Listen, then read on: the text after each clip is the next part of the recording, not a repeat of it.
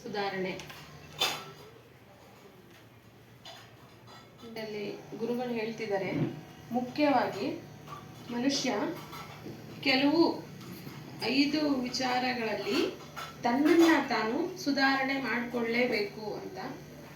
ಅದು 6 ವಿಚಾರಗಳು. ಅದು ಯಾವ್ದ್ಯಾವುದು ಅಂತ ನೋಡೋದಾದ್ರೆ, ಮೊದಲನೇದು ಉಡುಪು ತೊಡುಪುಗಳು.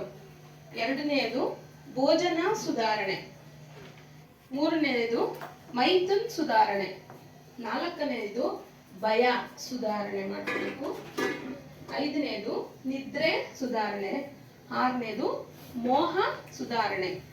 ಈ 6ನ್ನ ಮನುಷ್ಯ ತಿಳುವಳಿಕೆ ಇರೋರು ಸುಧಾರಣೆ ಮಾಡ್ಕೋಬೇಕು ಅಂತ ಹೇಳ್ತಿದ್ದಾರೆ. ಅದರ ಅರ್ಥಗಳನ್ನ ಇಲ್ಲಿ ನೋಡ್ಕೊಳ್ತಾ ಹೋದ್ರೆ,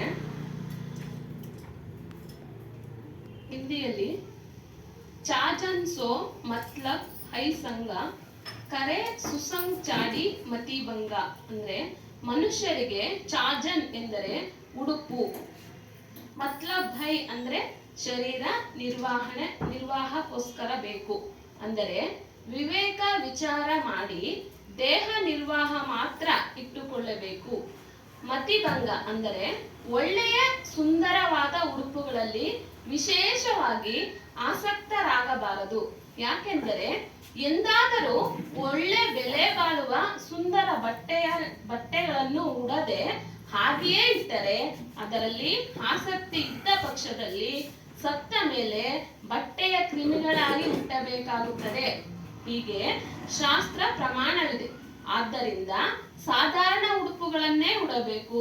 ಬಟ್ಟೆಗಳನ್ನು ಯಾವಾಗಲೂ ಶುಚಿಯಾಗಿಡಬೇಕು. ಚಾಜನ್ ಅಂದರೆ ಮುಚ್ಚಳ, ಆವರಣ.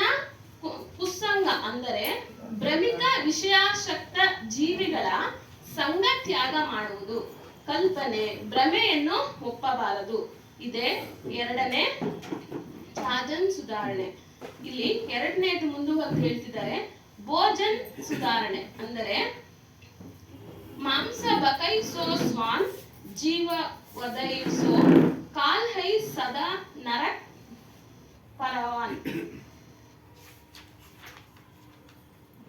ಅಂದರೆ ಅಂಕುರ್ ಅಂದರೆ ಬೀಜದಿಂದ ಮೊಳಕೆ ಬಂದು ಮರ ಗಿಡ ಬಳ್ಳಿಯಾದಿ ಫಲ ಪುಷ್ಪ ಅಂದರೆ ಧಾನ್ಯಾದಿ ಆಗುವುದು. ಬಕೈಸೋ ತಿನ್ನುವವನು ಮಾನವ ಮನುಷ್ಯನಾಗಿದ್ದಾನೆ. ಮಾಂಸ ಬಕೈಸೋ ಅಂತಂದ್ರೆ ಮಾಂಸ ತಿನ್ನುವವನು. ಸ್ವಾನ್ ಅಂದ್ರೆ ನಾಯಿಯಾಗಿದ್ದಾನೆ. ಜೀವ ವದೈಸೋ ಅಂದ್ರೆ ದೇಹಧಾರಿ ಜೀವಿಗಳನ್ನು ತನ್ನ ಸ್ವಾರ್ಥಕ್ಕೋಸ್ಕರ ಕೊಲ್ಲುವವನು ಯಮನಾಗಿದ್ದಾನೆ. ಯಾವಾಗಲೂ ನರಕ ಅವನಿಗೆ ತಪ್ಪದು. ಇದು ಪ್ರಾಮಾಣಿಕವಾಗಿದೆ, ನಿಶ್ಚಯವಾಗಿದೆ. ಅವನು ನರಕವಾಸಿಯಾಗುತ್ತಾನೆ. ಯಾಕೆಂದರೆ ಅವನ ಗುಣವೇ ಅವರ ರೂಪವನ್ನು ತೋರಿಸುತ್ತದೆ. ಆದುದರಿಂದ ಮನುಷ್ಯರು ಯಾವಾಗಲೂ ಸಸ್ಯ ಆಹಾರವನ್ನೇ ಉಪಯೋಗಿಸಬೇಕು. ಅದರಲ್ಲಿಯೂ ಎಲೆ, ಸೊಪ್ಪು ಮುಂತಾದವುಗಳನ್ನು ಸೂಕ್ಷ್ಮ ರೀತಿಯಿಂದ ನೋಡಿ ಶುದ್ಧ ಮಾಡಿ ಅದರಲ್ಲಿರುವ ಸಣ್ಣ ಸಣ್ಣ ಕ್ರಿಮಿಗಳನ್ನು ತೆಗೆದು ಶುದ್ಧ ಮಾಡಿ ಉಪಯೋಗಿಸಬೇಕು. ಅದರಲ್ಲೂ ವಿಶೇಷ ಕ್ರಿಮಿಗಳಿರುವ ಸೊಪ್ಪು ತರಕಾರಿ ಉಪಯೋಗಿಸಲೇಬಾರದು.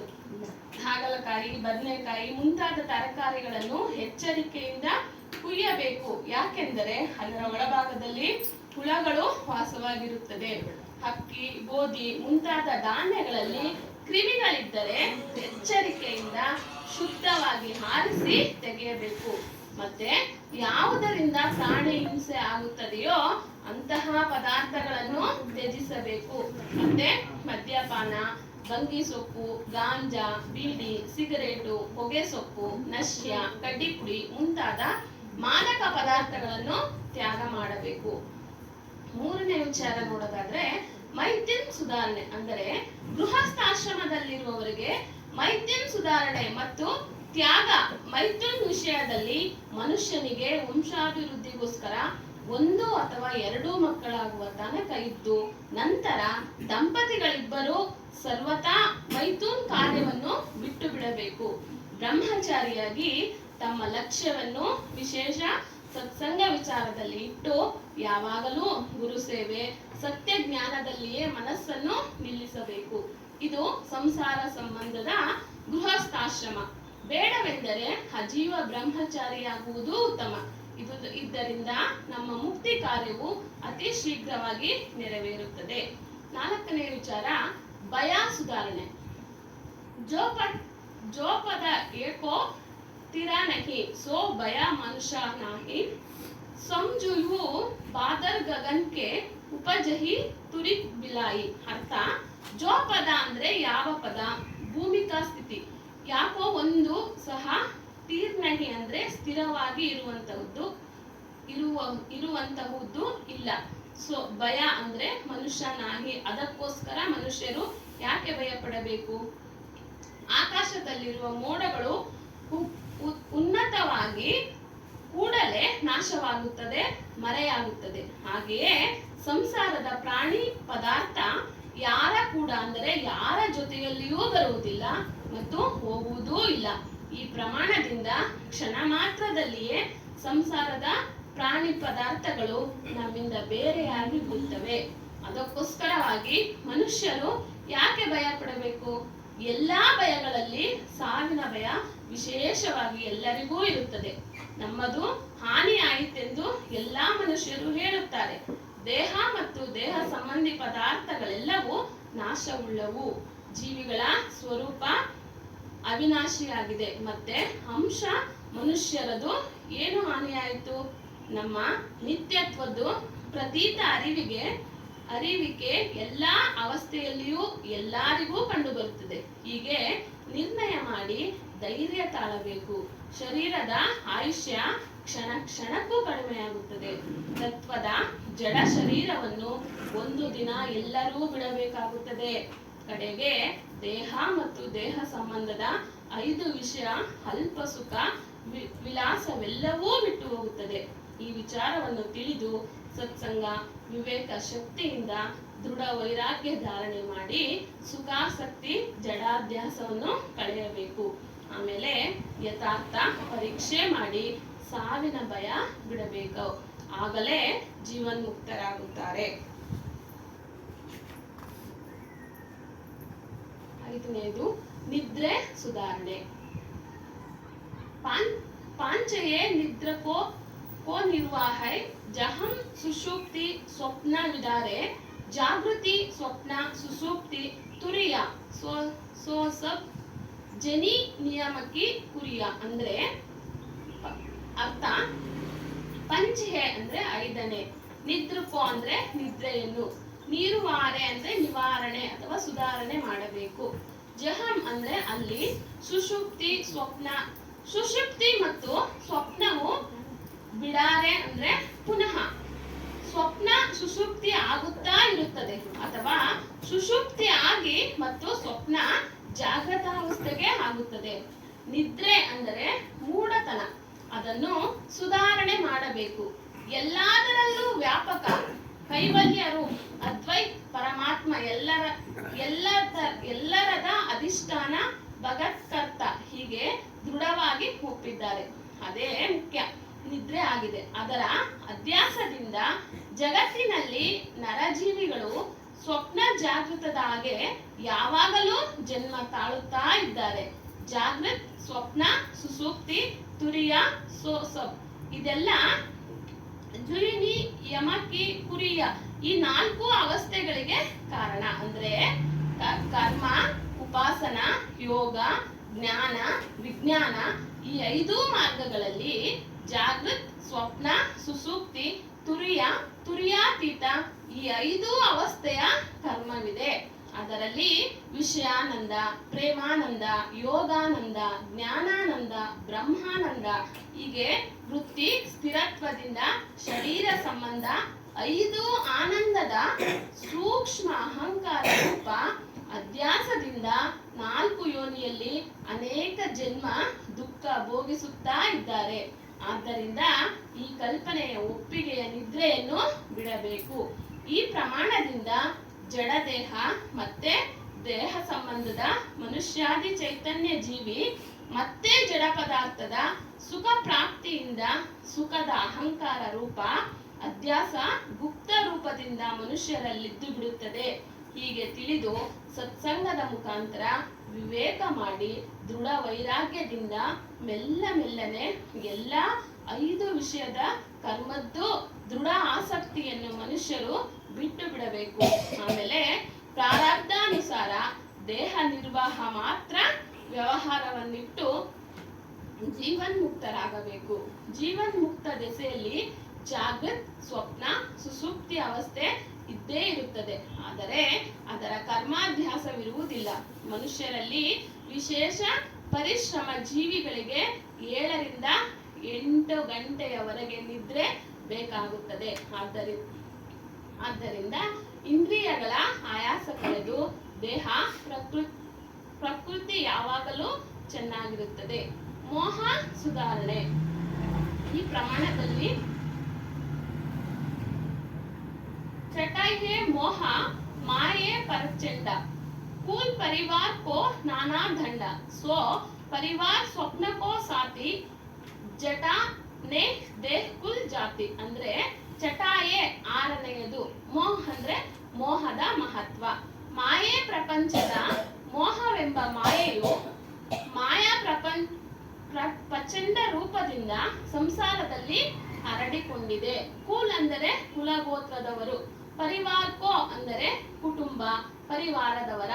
ನಾನಾ ಅನೇಕ ಪ್ರಕಾರದ ದಂಡ ಅಂದರೆ ಉಪಾಧಿ ಜಂಜಾಟದ ದುಃಖ ಭೋಗಿಸುತ್ತಾ ಇದ್ದೇವೆ. ಅಂದರೆ ಸ್ವಪರಿವಾರ ಆ ಕುಟುಂಬ ಪರಿವಾರ, ಸ್ವಪ್ನಕೋ ಅಂದ್ರೆ ಸ್ವಪ್ನದ ಗೆಳೆಯರಾಗಿದ್ದಾರೆ. ಸುಳ್ಳು, ಪ್ರೇಮ, ಪ್ರೀತಿ, ದೇಹಕುಲ್ ಅಂದ್ರೆ ದೇಹ, ಕುಲ, ಜಾತಿ, ವರ್ಣ, ಆಶ್ರಮ, ಕರ್ಮ, ಪರಿವಾರ, ಕುಟುಂಬ ಇದೆಲ್ಲವೂ ಸುಳ್ಳು ಪ್ರಪಂಚ ಮಾತ್ರವಾಗಿದೆ. ಇದೆಲ್ಲರಿಗೂ ಗೊತ್ತಾಗುತ್ತದೆ. ಈ ಪ್ರಮಾಣದಿಂದ ಮೋಹದಲ್ಲಿ ನಾವು ವಿಚಾರ ಮಾಡಬೇಕಾದದ್ದೇನೆಂದರೆ ಹಗಲು ರಾತ್ರಿ ಕುಲ ಪರಿವಾರ ಮಾಯಾ ಮೋಹದಲ್ಲಿ ಸಿಕ್ಕಿ ಅವರ ಶೋಷಣೆ ನಿರ್ವಹಣೆಗೋಸ್ಕರ ಹಣ ಸಂಪಾದನೆ ಮಾಡಲಿಕ್ಕೆ ನಾವು ಸಂಸಾರಿ ಜೀವಿಗಳು ಬಹಳ ಕಷ್ಟಪಡುತ್ತೇವೆ. ಇದರ ಅನುಭವ ಎಲ್ಲರಿಗೂ ಇದೆ. ಆದರೆ ದೇಹದ ಕಡೆಯಲ್ಲಿ ಅಂದರೆ ದೇಹಾಂತ್ಯದಲ್ಲಿ ಯಾರು ಒಟ್ಟಿಗೆ ಬರುವುದಿಲ್ಲ. ಎಲ್ಲಾ ಪ್ರಾಣಿ ಪದಾರ್ಥಗಳು ನಮ್ಮಿಂದ ಬೇರೆಯೇ ಆಗಿ ಬಿಟ್ಟು ಹೋಗುತ್ತದೆ. ಅದರ ಆಸಕ್ತಿ ಮೋಹದಿಂದ ಅಥವಾ ಮಾಯಾ ಮೋಹದಲ್ಲಿ ಆಸಕ್ತಿ ಇಟ್ಟು ಕಾರಣ ನನಗೆ ಒಬ್ಬನಿಗೆಯೇ ಪಶು ಮುಂತಾದ ದೇಹಗಳ ಜನನ ಮರಣ ಗರ್ಭವಾಸಾದಿ ಅನೇಕ ದುಃಖಗಳು ಉಂಟಾಗುತ್ತದೆ.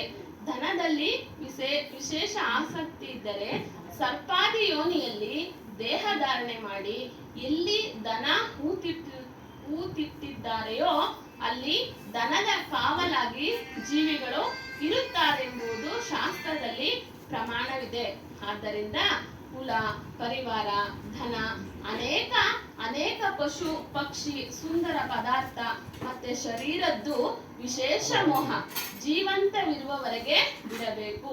ಆವಾಗಲೇ ಜೀವನ್ಮುಕ್ತಿ ಸ್ಥಿತಿಯಾಗುತ್ತದೆ. ಆದ್ದರಿಂದ ಪಾರಕಿ ಸಂತರ ಸತ್ಸಂಗವನ್ನು ಆಶ್ರಯಿಸಿ ಪ್ರೇಮ ಶ್ರದ್ಧೆಯನ್ನು ಸದ್ಗುರು ಸತ್ಯ ಜ್ಞಾನದಲ್ಲಿಟ್ಟು ಶಾಶ್ವತವಾದ ಸತ್ಯ ಸುಖವನ್ನು ಪಡೆಯಬೇಕು. ಸದ್ಗುರು ದೇವಾಯ ಈ ಚಿತ್ರದೊಂದಿಗೆ ಮುಗಿಸ್ತಾ ಇದ್ದೀನಿ.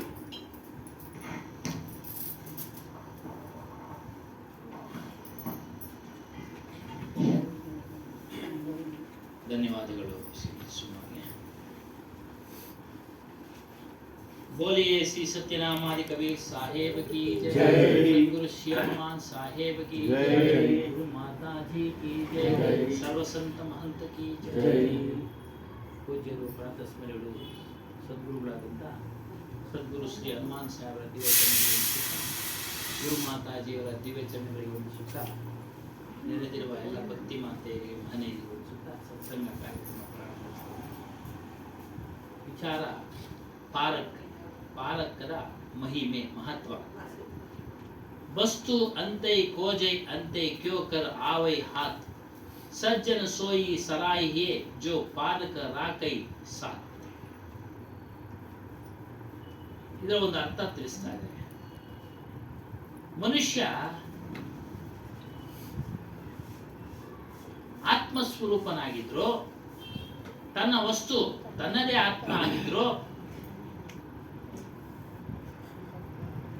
ಅದನ್ನ ತಿಳಿದೆ ಹೊರಗಡೆ ಹುಡುಕ್ತಾ ಇದ್ದಾನೆ. ಅಂದ್ರೆ ತಾನೇ ದೈವ ಸ್ವರೂಪನಾಗಿದ್ದರೂ ಸಹ, ತನ್ನ ಆತ್ಮವೇ ಪರಮಾತ್ಮ ಸ್ವರೂಪವಾಗಿದ್ದರೂ ಸಹ, ಪರಮಾತ್ಮ ಹೊರಗಡೆ ಇದ್ದಾನೆ ಅಂತೇಳಿ ಹುಡುಕ್ತಾ ಇದ್ದಾನೆ. ಹೊರಗಡೆ ಪರಮಾತ್ಮನನ್ನ ವಿಗ್ರಹಾದಿಗಳಲ್ಲಿ, ಮಂದಿರಗಳಲ್ಲಿ ಎಲ್ಲ ಹುಡುಕ್ತಾ ಇದ್ದಾನೆ. ಇಲ್ಲಿ ಹೇಳ್ತಾರೆ, ವಿಗ್ರಹ ಆರಾಧನೆ ಬಹಳ ಕೆಳದರ್ಜೆಯದು. ವಿಗ್ರಹ ಆರಾಧನೆ ಬಹಳ ಕೆಳದರ್ಜೆ ಇದು. ಬಾಹ್ಯ ಪೂಜೆ ಅದು ಸಹ ಬಹಳ ಕೆಳದರ್ಜೆ ಇದು. ವಿವೇಕ ಸಂಪದ, ವಿವೇಕ ಪ್ರಭ.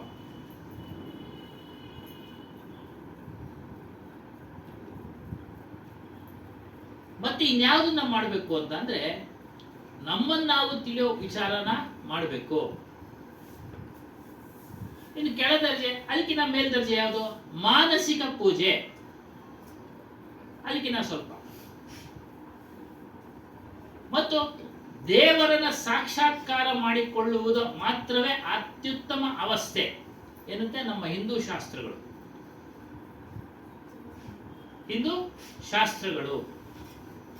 ಎಲ್ಲದಕ್ಕಿಂತ ಅತ್ಯುತ್ತಮ ವ್ಯವಸ್ಥೆ ಯಾವುದು ಅಂದ್ರೆ ನಮ್ಮನ್ನ ನಾವು ತಿಳಿಯೋದು, ಆತ್ಮವನ್ನ ತಿಳಿಯೋದು. ಅದನ್ನೇ ಇಲ್ಲಿ ಹೇಳ್ತಾ ಇರೋದು ಕಬೀರ್ ಸಾಹೇಬರು. ನಾವು ಆತ್ಮ ಸ್ವರೂಪಿಗಳು, ಪರಮಾತ್ಮ ಸ್ವರೂಪಿಗಳು ಆಗಿದ್ರು ಸಹ, ನಾವು ಹಿಂದೆಯಿಂದ ಬಂದ ರೂಢಿಯಂತೆ ಹೊರಗಡೆ ನಾವು ಆತ್ಮನನ್ನ ಹುಡುಕ್ತಾ ಇದ್ದೀವಿ, ಪರಮಾತ್ಮನನ್ನ ಹುಡುಕ್ತಾ ಇದ್ದೀವಿ.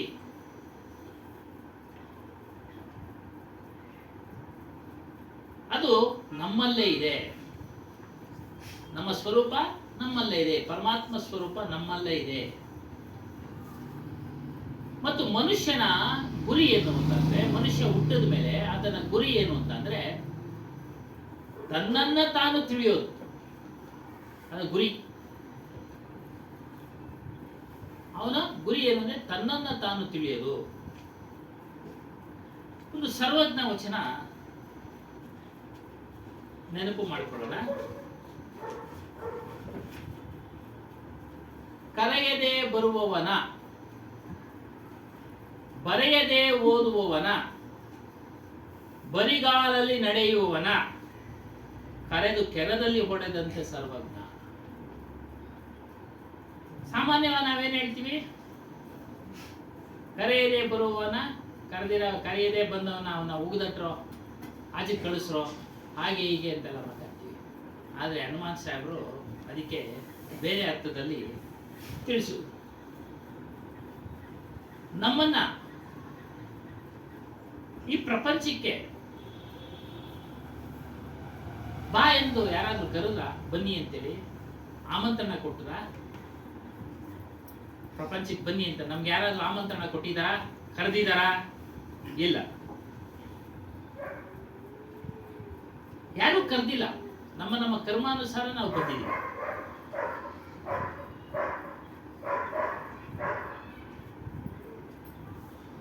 ಮತ್ತು ಬರೆಯದೆ ಓದುವವನ,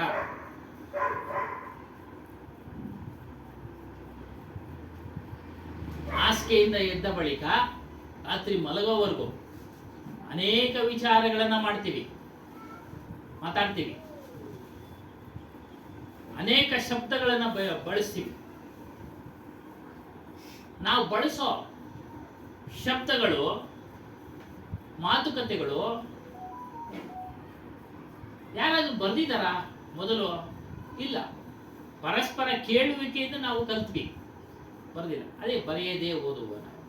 ಅದನ್ನ ನಾವು ಬರೀಲಿಲ್ಲ. ಅದನ್ನ ಮಾತಾಡೋದನ್ನ ಕಲಿಯುವಾಗ ತಾಯಿ ಕಲಿಸಿದ್ರು, ತಂದೆ ಕಲಿಸಿದ್ರು, ಅಕ್ಕಪಕ್ಕದವ್ರು ಕಲಿಸಿದ್ರು, ವಾತಾವರಣ ಕಲಿಸ್ತು ಅಲ್ಲ ಸ್ವಾಮಿ. ಅದೆಲ್ಲೂ ಬರ್ದಿಲ್ಲ. ಆಮೇಲೆ ಓದೋದನ್ನ ನಾವು ಕಲ್ತ್ಕೊಂಡಿದ್ದು. ಪಾಠಕ್ಕೆ ಟ್ಯೂಷನ್ಗೆ ಹೋದ್ಮೇಲೆ ಆದಮೇಲೆ ಪಾಠಕ್ಕೆ ಹೋದ್ಮೇಲೆ ಸ್ಕೂಲ್ಗೆ ಹೋದ್ಮೇಲೆ ಅದೇ ಬರೆಯದೇ ಓದುವ.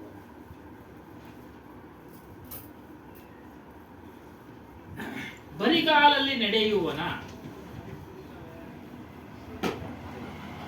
ನಾವು ಬರಬೇಕಾದ್ರೆ ಪ್ರಪಂಚಕ್ಕೆ ತಾಯಿ ಗರ್ಭದಲ್ಲಿ 9 ತಿಂಗಳು ವಾಸ ಮಾಡ್ತೀವಿ. ಆ 9 ತಿಂಗಳ ವನವಾಸ ಕಷ್ಟನ ಅನುಭವಿಸಕ್ಕಾಗದೆ ದೇವರಲ್ಲಿ ಪ್ರಾರ್ಥನೆ ಮಾಡ್ತೀವಿ, ಈ ನರಕದಿಂದ ಪಾರು ಮಾಡು, ಬಿಡುಗಡೆ ಮಾಡು, ಮತ್ತೆ ನಾನು ಈ ಒಂದು ಸ್ಥಳಕ್ಕೆ ಬಾರದ ಹಾಗೆ ಮಾಡಿಕೊಳ್ತೀನಿ ಅಂತ ಹೇಳ್ಬಿಟ್ಟು ಹೊರಗಡೆ ಬಂದ ಮೇಲೆ ಮರ್ತೋಗ್ತೀವಿ. ಅದೇ ಬರಿಗಾಲಲ್ಲಿ ನಡೆಯುವನ.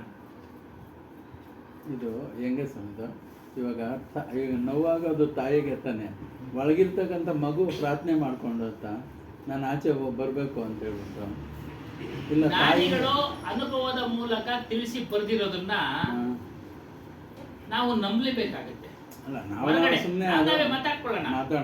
ಈಗ ನಮ್ಗೆ ಹೊರಗಡೆ ದೇಹಕ್ಕೆ ನೋವಾದ್ರೆ ಅರಿವಾಗ್ತಾ ಇದೆ. ತಾಯಿ ಗರ್ಭದಲ್ಲಿ ಇರತಕ್ಕಂಥ ಶಿಶುಗೂ ಸಹ ಅರಿವಾಗುತ್ತೆ ನೋವುಗಳು. ಹಿಂದಿನ ಜನ್ಮದ ಸ್ಮರಣೆ ಇರುತ್ತೆ, ಅದಕ್ಕೆ ಹಿಂದಿನ ಜನ್ಮದ ಸ್ಮರಣೆ ಇರುತ್ತೆ.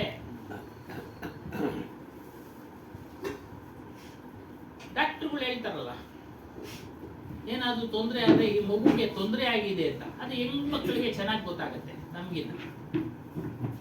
ಡಾಕ್ಟರ್ಗಳು ಹೇಳ್ತಾರೆ ಮಗುಗೇನೋ ತೊಂದರೆ ಆಗಿದೆ ಅಲ್ಲೇನವ. ಹೀಗಾಗಿ ಅದನ್ನ ನಾವು ಆಲೋಚನೆ ಮಾಡಿ ನಾವು ಗ್ರಹಿಸ್ಬೇಕು. ಆಚೆ ಕಡೆ ಬಂದ್ಮೇಲೆ ನಮ್ಗೆ ನೋವಾಗದು ನಮಗೆ ಗೊತ್ತೇ ಆಗತ್ತೆ. ಒಳಗಡೆ ಆಗತಕ್ಕಂಥ ನೋವು ಆ ಮಗುಗೆ ಗೊತ್ತಾಗತ್ತೆ. ತಾಯಿ ಗೊತ್ತಾದ್ಮೇಲೆ ಮಗು ಗೊತ್ತಾಗತ್ತಿಲ್ವಾ? ಹಾಗಾಗಿ ಅದನ್ನೇ ಹೇಳಿರೋದು, ನೋವು ಆಗಿದೆ, ನೋವು ಆಗತ್ತೆ. ಒಳಗಡೆ ಏನು ಒಳಗಡೆ ಏನು ಒಳ್ಳೆ ಪ್ರದೇಶ ಇತ್ತು, ಹಂಗೆ ಕ್ಲೀನ್ ಆಗಿದೆಯಾ? ಸೃಷ್ಟಿ ಅದೇ ಅದು ಭಗವಂತನ ಸೃಷ್ಟಿ. ಕ್ಲೀನ್ ಆಗಿದ್ಯಾ? ಸ್ವಚ್ಛವಾಗಿದ್ಯಾ? ಮನುಷ್ಯ ಪ್ರಾಣ ಹೋದ್ಮೇಲೆ 2-3 ದಿನ ಬಿಟ್ಟರೆ ವಾಸನೆ ಬರುತ್ತೆ, ಕೊಳೆತ ವಾಸನೆ. ಆ ವಾಸನೆ ಕುಡ್ಕೊಂಡು ಇರ್ತಾವಲ್ಲ ಒಳಗಡೆ, ಆ ರಕ್ತದ ವಾಸನೆ ಎಲ್ಲ ನೋವಲ್ವಾ? ಅದು ನೋವೇ ನಮ್ಮ ನೋವೇ. ಆ ನೋವನ್ನ ತಾಳಲಾರದೆ ಮತ್ತೆ ಇಂಥ ಸ್ಥಳಕ್ಕೆ ನಾನು ಬಾರದೆ ಇರಾಗೆ ಮಾಡ್ಕೊಳ್ತೀನಿ ಅಂತ ಹೇಳ್ಬಿಟ್ಟು ಮರ್ತೋಗ್ತಾನೆ ಬಂದ್ಬಿಟ್ಟು. ಅದು ಮಾಡ್ಕೊಳ್ಬೇಕಾದ್ರೆ ಆತ್ಮಜ್ಞಾನ ಪಡಿಬೇಕು. ಅದೇ ಬರಿಗಾಲಲ್ಲಿ ನಡೆಯೋದು. ಬರಿಗಾಲಲ್ಲಿ ನಡ್ಕೊಂಡು ಹೊರಟೋದ ತಿರ್ಗ. ಇನ್ನೊಂದು, ಈ ಪ್ರಪಂಚಕ್ಕೆ ನಿಮ್ಗೆ ಯಾರಾದ್ರೂ ಕರೆದಿದ್ರ ಅಂತ ನೀವು ಇದರಲ್ಲೇ ಪ್ರಸ್ತಾಪನೆ ಮಾಡಿದ್ರಲ್ಲ, ನನಗೆ ನಮ್ಮ ತಂದೆ ತಾಯಿ ಕರೆದಿದ್ದಕ್ಕೆ ತಾನೆ ನಾನು ಬಂದಿರೋದು. ಕರೀಲಿಲ್ಲ ಸ್ವಾಮಿ, ವಿಳೆದಲ್ಲೇ ಕೊಟ್ಟು ನಿಮ್ಮನ್ನು ಕರೀಲಿಲ್ಲ, ನೀವೇ ಬಂದಿದ್ದು. ಅವರು ಸ್ವಾಭಾವಿಕವಾಗಿ ಏನೇನು ಕೆಲಸ ಕಾರ್ಯಗಳನ್ನ ಪೂರ್ತಿ ಕೇಳಿ ಸ್ವಾಭಾವಿಕವಾಗಿ ಸಂಸಾರದಲ್ಲಿ ತೊಡಗಿಸಿಕೊಂಡ್ರು, ನಿಮ್ಮ ಕರ್ಮಾನುಸಾರ ಮತ್ತು ಅವರ ಋಣಾನು ಸಂಬಂಧ ಸೇರಿ ನೀವು ಬಂದ್ರಿ ಅಷ್ಟೇ. ಅವ್ರೇನು ಕರೀಲಿಲ್ಲ ನಿಮ್ಮನ್ನ ವಿಳೆದೆಲೆ ಕೊಟ್ಟು. ಅವ್ರು ಬೇರೆ ಬೇರೆ ಇದ್ರೆ ನಾನು ಬರ್ತಾನೆ ಇರ್ಲಿಲ್ವಲ್ಲ. ಬೇರೆ ಬೇರೆ ನಿಲ್ಬೇಕಾಯ್ತು, ಹೇಳ್ಬೇಕಾಯ್ತು ನಿಮ್ಮ ತಂದೆ ತಾಯಿಗೆ. ಅದೇ ಸಮಯ ಹೇಳ್ತಾ ಇದ್ದೀನಿ. ಅವ್ರ ತಂದೆ ತಾಯಿಗೆ ಅವ್ರು ಹೇಳ್ಬೇಕಾಯ್ತು, ನೀವು ಬೇರೆ ಬೇರೆ ಇರಿ ಅಂತ. ಅವ್ರು ಮಾಡ್ಬೇಕಾಯ್ತಾ ಕೆಲಸ? ಸೃಷ್ಟಿನೇ ಇರ್ತಾ ಇರಲಿಲ್ಲ, ಕುತ್ಕೊಂತಾನೆ ಇರಲಿಲ್ಲ. ಮಗು ಯಾವ ರೀತಿ ನಾವು ಜನ್ಮ ಎತ್ಕೊಂಡ್ ಬರ್ತೀವಿ ಅಂದ್ರೆ, ನಾವು ಮಾಡಿರ್ತಕ್ಕಂಥ ಕರ್ಮಗಳು, ಅದು ಪುಣ್ಯ ಆಗಲಿ ಋಣ ಆಗಲಿ ಪ್ರತಿಯೊಂದನ್ನು ತಂದೆ ತಾಯಿ ಮುಖಾಂತರನೇ ನಾವು ಬರಬೇಕು. ನಾವೊಂದು ಋಣ ಏನು ಮಾಡಿರ್ತೀವೋ ತೀರಿಸ್ಕೊಳೋದಕ್ಕೆ ಮತ್ತು ತೀರಿಸೋದಕ್ಕೆ ಒಂದು ಜಾಗ ಅಂದರೆ ಈ ಒಂದು ಮನುಷ್ಯ ಜನ್ಮ. ಈ ಒಂದು ಜನ್ಮದಲ್ಲೇ ನಾವು ಮಾಡಬೇಕೇ ಹೊರತು ಪ್ರಾಣಿ ಪಕ್ಷಿಗಳು ಇದರಲ್ಲಿ ಆಗಲ್ಲ. ಅವೇನಿದ್ರು ಭೋಗ ಭೂಮಿಕೆ. ಈ ಪ್ರಾಣಿ ಪಕ್ಷಿಗಳ ಎಲ್ಲದಕ್ಕೂ ಮಕ್ಕಳಾಗುತ್ತೆ, ಎಲ್ಲ ಆಗುತ್ತೆ. ಆದರೆ ಬದಲಾವಣೆ ಮಾಡ್ಕೊಳ್ಳೋಂಥ ಶಕ್ತಿ ಈ ಮನುಷ್ಯನಿಗೆ ಮಾತ್ರ ಇರೋದು. ಸರಿ ಸಮಯ ನಾನು ಹೇಳಿದ್ದು ಯಾರ ಕರೆದ ಅಂದ್ರೆ ಅವರ ನಾವ್ ಒಂದು ಮಾಡ್ಕೊಂಡ್ ಮಿಲನದಿಂದ ಅವ್ರ ಹತ್ರ ಹೇಳ್ತಾವ್ರೆ, ಅವರೇ ಹೇಳ್ಬಿಡಿ ಆಮೇಲೆ ನಾನೇ ನಾವಾಗ ನಾವು ಮಾಡ್ಕೊಂಡ್ ಬಂದಿರೋದು ಅದು. ನಾವು ಕೊಡೋದಕ್ಕೂ ತಗೊಳೋದಕ್ಕೂ ಬಂದಿದೀವಿ ಅಷ್ಟೇ. ಅದ್ ಮುಗಿದ್ಮೇಲೆ ಒಂದ್ ಕ್ಷಣನೂ ಯಾರು ಇರಲ್ಲ. ನಮ್ದು ಕರ್ಮ ಮುಗಿತಾನೆ, ನೀವ್ ಬೇಕು ಅಂದ್ರೆ ಇರೋದಕ್ಕೆ ಆಗಲ್ಲ. ಹೇಳಿ ಸ್ವಾಮಿ ಈಗ. ಬಂದಿರೋದು ನಾವು ತಗೊಳೋದಕ್ಕೆ ಇಲ್ಲ ಕೊಡೋದಕ್ಕೆ, ನಾವು ಹಿಂದೆ ಮಾಡಿರ್ತಕ್ಕಂಥ ಕರ್ಮಗಳು ಏನೇನೈತೆ ಅದನ್ನ ತೀರ್ಸೋದಕ್ಕೆ ಬಂದಿದೀವಿ ಹೊರತು ಮಕ್ಕಳ ಏನಕ್ಕೆ ಹೋಗ್ತೀವಿ ಅಂದ್ರೆ ಋಣ ತೀರಿಸ್ಕೊಳೋದಕ್ಕೆ ಬರ್ತೀವಿ. ಈಗ ನಮ್ಗೆ ಅವರು ತಂದೆ ತಾಯಿ ಒಂದು ಸಂಬಂಧ ಯಾವ ರೀತಿ ಆಗುತ್ತೆ ಅಂದ್ರೆ, ನಾವು ಅವ್ರ ಹತ್ರ ಋಣ ತಿಂದಿರ್ತೀವಿ ಇಲ್ಲ ಋಣ ಮಾಡಿರ್ತೀವಿ, ಅದಕ್ಕೋಸ್ಕರ ಮಕ್ಕಳಾಗ್ಬಿಡ್ತಾರೆ ಹೊರತು ಬೇರೆ ಇನ್ಯಾವುದು ಕಾರಣ ಅಲ್ಲ. ಇವಾಗ ನನ್ನ ತಂದೆ ತಾಯಿಯಿಂದ ಬಂದಿದ್ದೀನಿ ಸುಮ್ಮನೆ. ನನ್ನ ತಂದೆ ತಾಯಿಗೆ ಏನೂ ತಿಳಿಸ್ಲಿಲ್ಲ, ಋಣನ ಏನೂ ತಿಳಿಸ್ಲಿಲ್ವಲ್ಲ. ನಂದು ಪರಿಸ್ಥಿತಿ ಹೆಂಗೆ? ಮತ್ತೆ ನಾನೇನು ಮಾಡಲಿಲ್ಲ. ಋಣ ಅವ್ರಿಂದ ನೀವು ಉಪಯೋಗ ಪಡ್ಕೊಂಡಿದ್ದೀರಾ, ನಾನು ಪಡ್ಕೊಂಡಿದ್ದೀನಿ. ನೀವು ಅವ್ರಿಗೆ ಹಿಂದಿನ ನಾನೇನು ಜನ್ಮದಲ್ಲಿ ಅವ್ರಿಗೆ ಮಾಡಿದ್ದೀರಾ. ಅದನ್ನ ಬಾಕಿ ತೀರಿಸ್ಕೊಂಡಾಗ ಮಕ್ಕಳಾಗ್ಬಿಡ್ತೀವಿ. ನೀವು ಅದೇ ನೋಡ್ರಿ, ನಿಮ್ ಮಕ್ಳಿಗೆ ಮಾತ್ರ ಏನ್ ಬೇಕಾದ್ರೂ ಕೊಡಿಸ್ತೀರಾ. ಜೊತೆಗೆ ಇನ್ನೊಂದ್ ಮಕ್ಳ 3-4 ಜನ ಇದ್ರೆ ಅವೆಲ್ಲ ಹೋದ್ಮೇಲೆ ಕೊಡಿಸ್ತೀನಿ ಸುಮ್ಮನಿರೋ ಅಂತೀರಾ. ನಿಮ್ ಮಕ್ಳಿಗೆ ಎಷ್ಟೇ ಖರ್ಚಾದ್ರೂ ಆಗ್ಲಿ, ಸುಮ್ಮನಿರ ಸುಮ್ಮನಿರ ಅವರೆಲ್ಲ ಹೋದ್ಮೇಲೆ ಕೊಡಿಸ್ತೀನಿ ನಿಮಗೆ ಅಂತೀರಾ. ಋಣ ಆಯ್ತು ಅಂದ್ರೆ ಅವ್ರಿಗೂ ಕೊಡಿಸ್ತೀರಾ. ಅದಕ್ಕೆ ಕುಟುಂಬ ಪರಿವಾರ ಅನ್ನೋದು ಅದಕ್ಕೆ. ಅದರಲ್ಲೂ ನಾನು ನಂದು ಅನ್ನೋದು ಬೇರೆ ಇರುತ್ತೆ. ಕುಟುಂಬ ಒಂದೇ, ಕುಟುಂಬದಲ್ಲಿ ಇರೋ ಒಂಥರ ಇರ್ತೀವಿ, ತಂದೆ ಮಕ್ಕಳಿರೋ ಒಂಥರ ಇರ್ತೀವಿ. ಸಮಾಜ ಇಲ್ಲೇ ಅನ್ಕೊಳ್ಳಿ, ಎಲ್ಲಾರು ಇದ್ದಾಗ ಒಂಥರ ಇರ್ತಾರೆ, ಎಲ್ಲ ಹೋದ್ಮೇಲೆ ಒಂಥರ ಆಗ್ತಾರೆ. ನೀವೇ ನಿಮ್ಮ ಮನೇಲೆ ಪರೀಕ್ಷೆ ಮಾಡ್ಕೊಬೋದು. ಮುಂದುವರ್ಸೋಣ. ಮಾಡಿಸ್ಬೇಕು. ಅಲ್ಲ ಕೇಳಿದೆ, ಪ್ರಶ್ನೆ ಅನ್ನೋ ಕರೆಕ್ಟ್ ಆಗಿಲ್ಲ. ಅಲ್ಲ ಪ್ರಶ್ನೆ ಬಂದ್ರೆ ಅಂತ ನಾನು ಅದೇ ಹಿಂದಿನ ಸಾಲ ತೀರಿಸಲೆಂದು ಬಂದಿಹೇವಯ್ಯ ಜನ್ಮವ ತಳೆದು ಅಂತ ನೀವು ಸಾಲ ಮಾಡಿದ್ರಿ ನಿಮ್ಮ ಅಪ್ಪ ನಿಮ್ಮ ಅಮ್ಮನ ಹತ್ರ. ಅದಕ್ಕೆ ಅವರು ನಿಮ್ಮ ಸಾಲ ತೀರ್ಸವ್ರು. ಇವಾಗ ಮುಂದಕ್ಕೆ ನೀವು ಸಾಲ ಮಾಡಿದರೆ ಮತ್ತೆ ಜನ್ಮಗಳು ಇಲ್ಲ ಅಂದರೆ ಇಲ್ಲ. ಆಯ್ತು. ನಾನು ಪ್ರಶ್ನೆ ಬಂದರೆ ಜಾಸ್ತಿ ಪ್ರವಚನ ಮುಂದಕ್ಕೆ ಹೋಗಲ್ಲ. ಈಗ ಪ್ರಶ್ನೆ ಬಂದರೆ ಪ್ರವಚನ ಚೆನ್ನಾಗಿರೋದು. ಪ್ರಶ್ನೆ ಬರಲೇಬೇಕು. ನೀವು ಬರ್ದಿದ್ರೆ ಇಲ್ಲಿ ಈ ಸತ್ಸಂಗನೇ ಶೈನಿಂಗ್ ಇರಲ್ಲ. ಏನು ಹೇಳ್ಬೇಡ, ಎಲ್ಲ ಬುದ್ಧಿವಂತ. ನಾನು ಇಲ್ಲ ಕೆರಕ್ತಿರಲ್ಲ, ಅವಾಗ ಒಳಗಡೆ ಏನಿದೆ ಕಲ್ಲು ಮಣ್ಣು ಅಕ್ಕಿ ಅಂತ ಹುಡುಕ್ತೀವಿ ನಾವು. 10 ಉತ್ತರಗಳು ಬರ್ತವೆ. ಒಂದು ಪ್ರಶ್ನೆ ಹಾಕೋದಿಲ್ಲ, ಎಲ್ಲರೂ ಕ್ಲಾರಿಫೈ ಆಗ್ತದೆ. ಮನುಷ್ಯನ ಗುರಿ ಏನು ಅಂತಂದ್ರೆ ತನ್ನನ್ನ ತಾನು ತಿಳಿಯೋದು. ಆದ್ರೆ ಎಲ್ಲರೂ ಮರೆತು ಹೋಗಿದ್ದಾರೆ, ಇದನ್ನು ತಿಳಿತಾ ಇಲ್ಲ. ಮತ್ತು ಮನುಷ್ಯನ ಗುರಿ ಹೊರಗಡೆ ಇಲ್ಲ, ತನ್ನಲ್ಲೇ ಇದೆ, ತನ್ನಲ್ಲೇ ಇದೆ. ಆದರೆ ಅದನ್ನ ಅವನು ಗಮನಿಸ್ತಾ ಇಲ್ಲ, ಗುರುಗಳಿಂದ ಮೂಲಕ ತಿಳಿತಾ ಇಲ್ಲ, ಅದರ ಕುರಿತು ಚಿಂತನೆ ಮಾಡ್ತಾ ಇಲ್ಲ. ಒಂದು ಉದಾಹರಣೆ ಕೊಡ್ತಾ ಇದ್ದಾರೆ ಇಲ್ಲಿ. ಒಬ್ಬ ಮುದುಕಿ ಸಂಜೆ ಹೊತ್ತು ಬಟ್ಟೆ ಹೊಲಿತಾ ಇರ್ತಾಳೆ ಮನೆ ಹತ್ರನೇ. ಆ ಬಟ್ಟೆ ಹೊಲಿಯೋದ್ರಿಂದ ಆಕೆಗೆ ಜೀವನ. ಹಿಂದೆಲ್ಲ ಹಾಗೆ ಇತ್ತು. ಆ ಸೂಜಿ ಕೆಳಗಡೆ ಬಿದ್ದೋಗುತ್ತೆ. ಆ ಸೂಜಿ ಕೆಳಗಡೆ ಬಿದ್ದಾಗ ಅವಳು ಅಲ್ಲಿ ಹುಡುಕಲ್ಲ, ದೂರದಲ್ಲಿ ದೀಪದ ಬೆಳಕು, ದೀಪ ಹಚ್ಚಿರ್ತಾರಲ್ಲ ಅಲ್ಲಿ ಹುಡುಕ್ತಾ ಇರ್ತಾಳೆ. ಅವಳು ಹುಡುಕ್ತಾ ಇರೋದನ್ನ ನೋಡಿ ಒಬ್ಬ ವ್ಯಕ್ತಿ ಹೋಗ್ತಾ, ಏನು ಹುಡುಕ್ತಾ ಇದ್ದೆ ಅಜ್ಜಿ? ಸೂಜಿ ಹುಡುಕ್ತಾ ಇದ್ದೀನಿ, ಅದರಿಂದನೇ ನನ್ನ ಜೀವನ. ಅವಳಿಗೆ ಸಹಾಯ ಮಾಡಲೆಂದು ಅವನು ಹುಡುಕ್ತಾ ಇರ್ತಾನೆ. ಹೀಗೆ 4-5 ಜನ ಹುಡುಕ್ತಾ ಇರ್ಬೇಕಾದ್ರೆ ಒಬ್ಬ ಮಹಾತ್ಮರು ಬರ್ತಾರೆ, ಗುರುಗಳು. ಏನೆಲ್ಲ ಇಷ್ಟೊಂದು ಜನ ಹುಡುಕ್ತಾ ಇದ್ದಾರೆ, ಏನ್ ಕತೆ ಅಂತ ಅವರು ವಿಚಾರ ಮಾಡಿದಾಗ ಅವ್ರು ಇದೇ ವಿಚಾರ, ಇದೇ ವಿವರ. ಏನು, ಆ ಮುದುಕಿ ಸೂಜಿ ಕಳೆದು ಹೋಗಿದೆ, ಆ ಸೂಜಿ ಬಟ್ಟೆ ಹೊಲ್ದು ಅವಳು ಜೀವನ ಮಾಡ್ತಾ ಇದ್ದು, ಅದು ಮುಖ್ಯವಾಗಿದೆ ಅವಳಿಗೆ, ಅದಕ್ಕೆ ನಾವು ಹುಡುಕ್ತಾ ಇದ್ದೀವಿ. ಅವರು ಯೋಚನೆ ಮಾಡ್ತಾರೆ, 4 ಜನ ಹುಡುಕ್ತಾ ಇರೋದ್ರಿಂದ ಸಿಗದೇ ಇರೋ ವಸ್ತು ಎಲ್ಲಿ ಹೋಗ್ಬಿಡುತ್ತೆ? ಅವಾಗ ಅವ್ರು ಕೇಳ್ತಾರೆ ಆ ಅಜ್ಜಿನ, ಸೂಜಿ ಕಳೆದಿದ್ದೆಲ್ಲಮ್ಮ ನೀನು ಅಂತ. ನನ್ನ ಮನೆ ಬಾಗಿಲು ಮುಂದೆ ಕಳೆದು ಹೋಗಿದ್ದು, ಮತ್ತೆ ಇಲ್ಲಿ ಹುಡುಕ್ತಾ ಇದ್ಯಾ? ದೀಪ ಇಲ್ಲಿದೆ, ಅದಕ್ಕೆ ಇಲ್ಲಿ ಹುಡುಕ್ತಾ ಇದ್ದೀನಿ.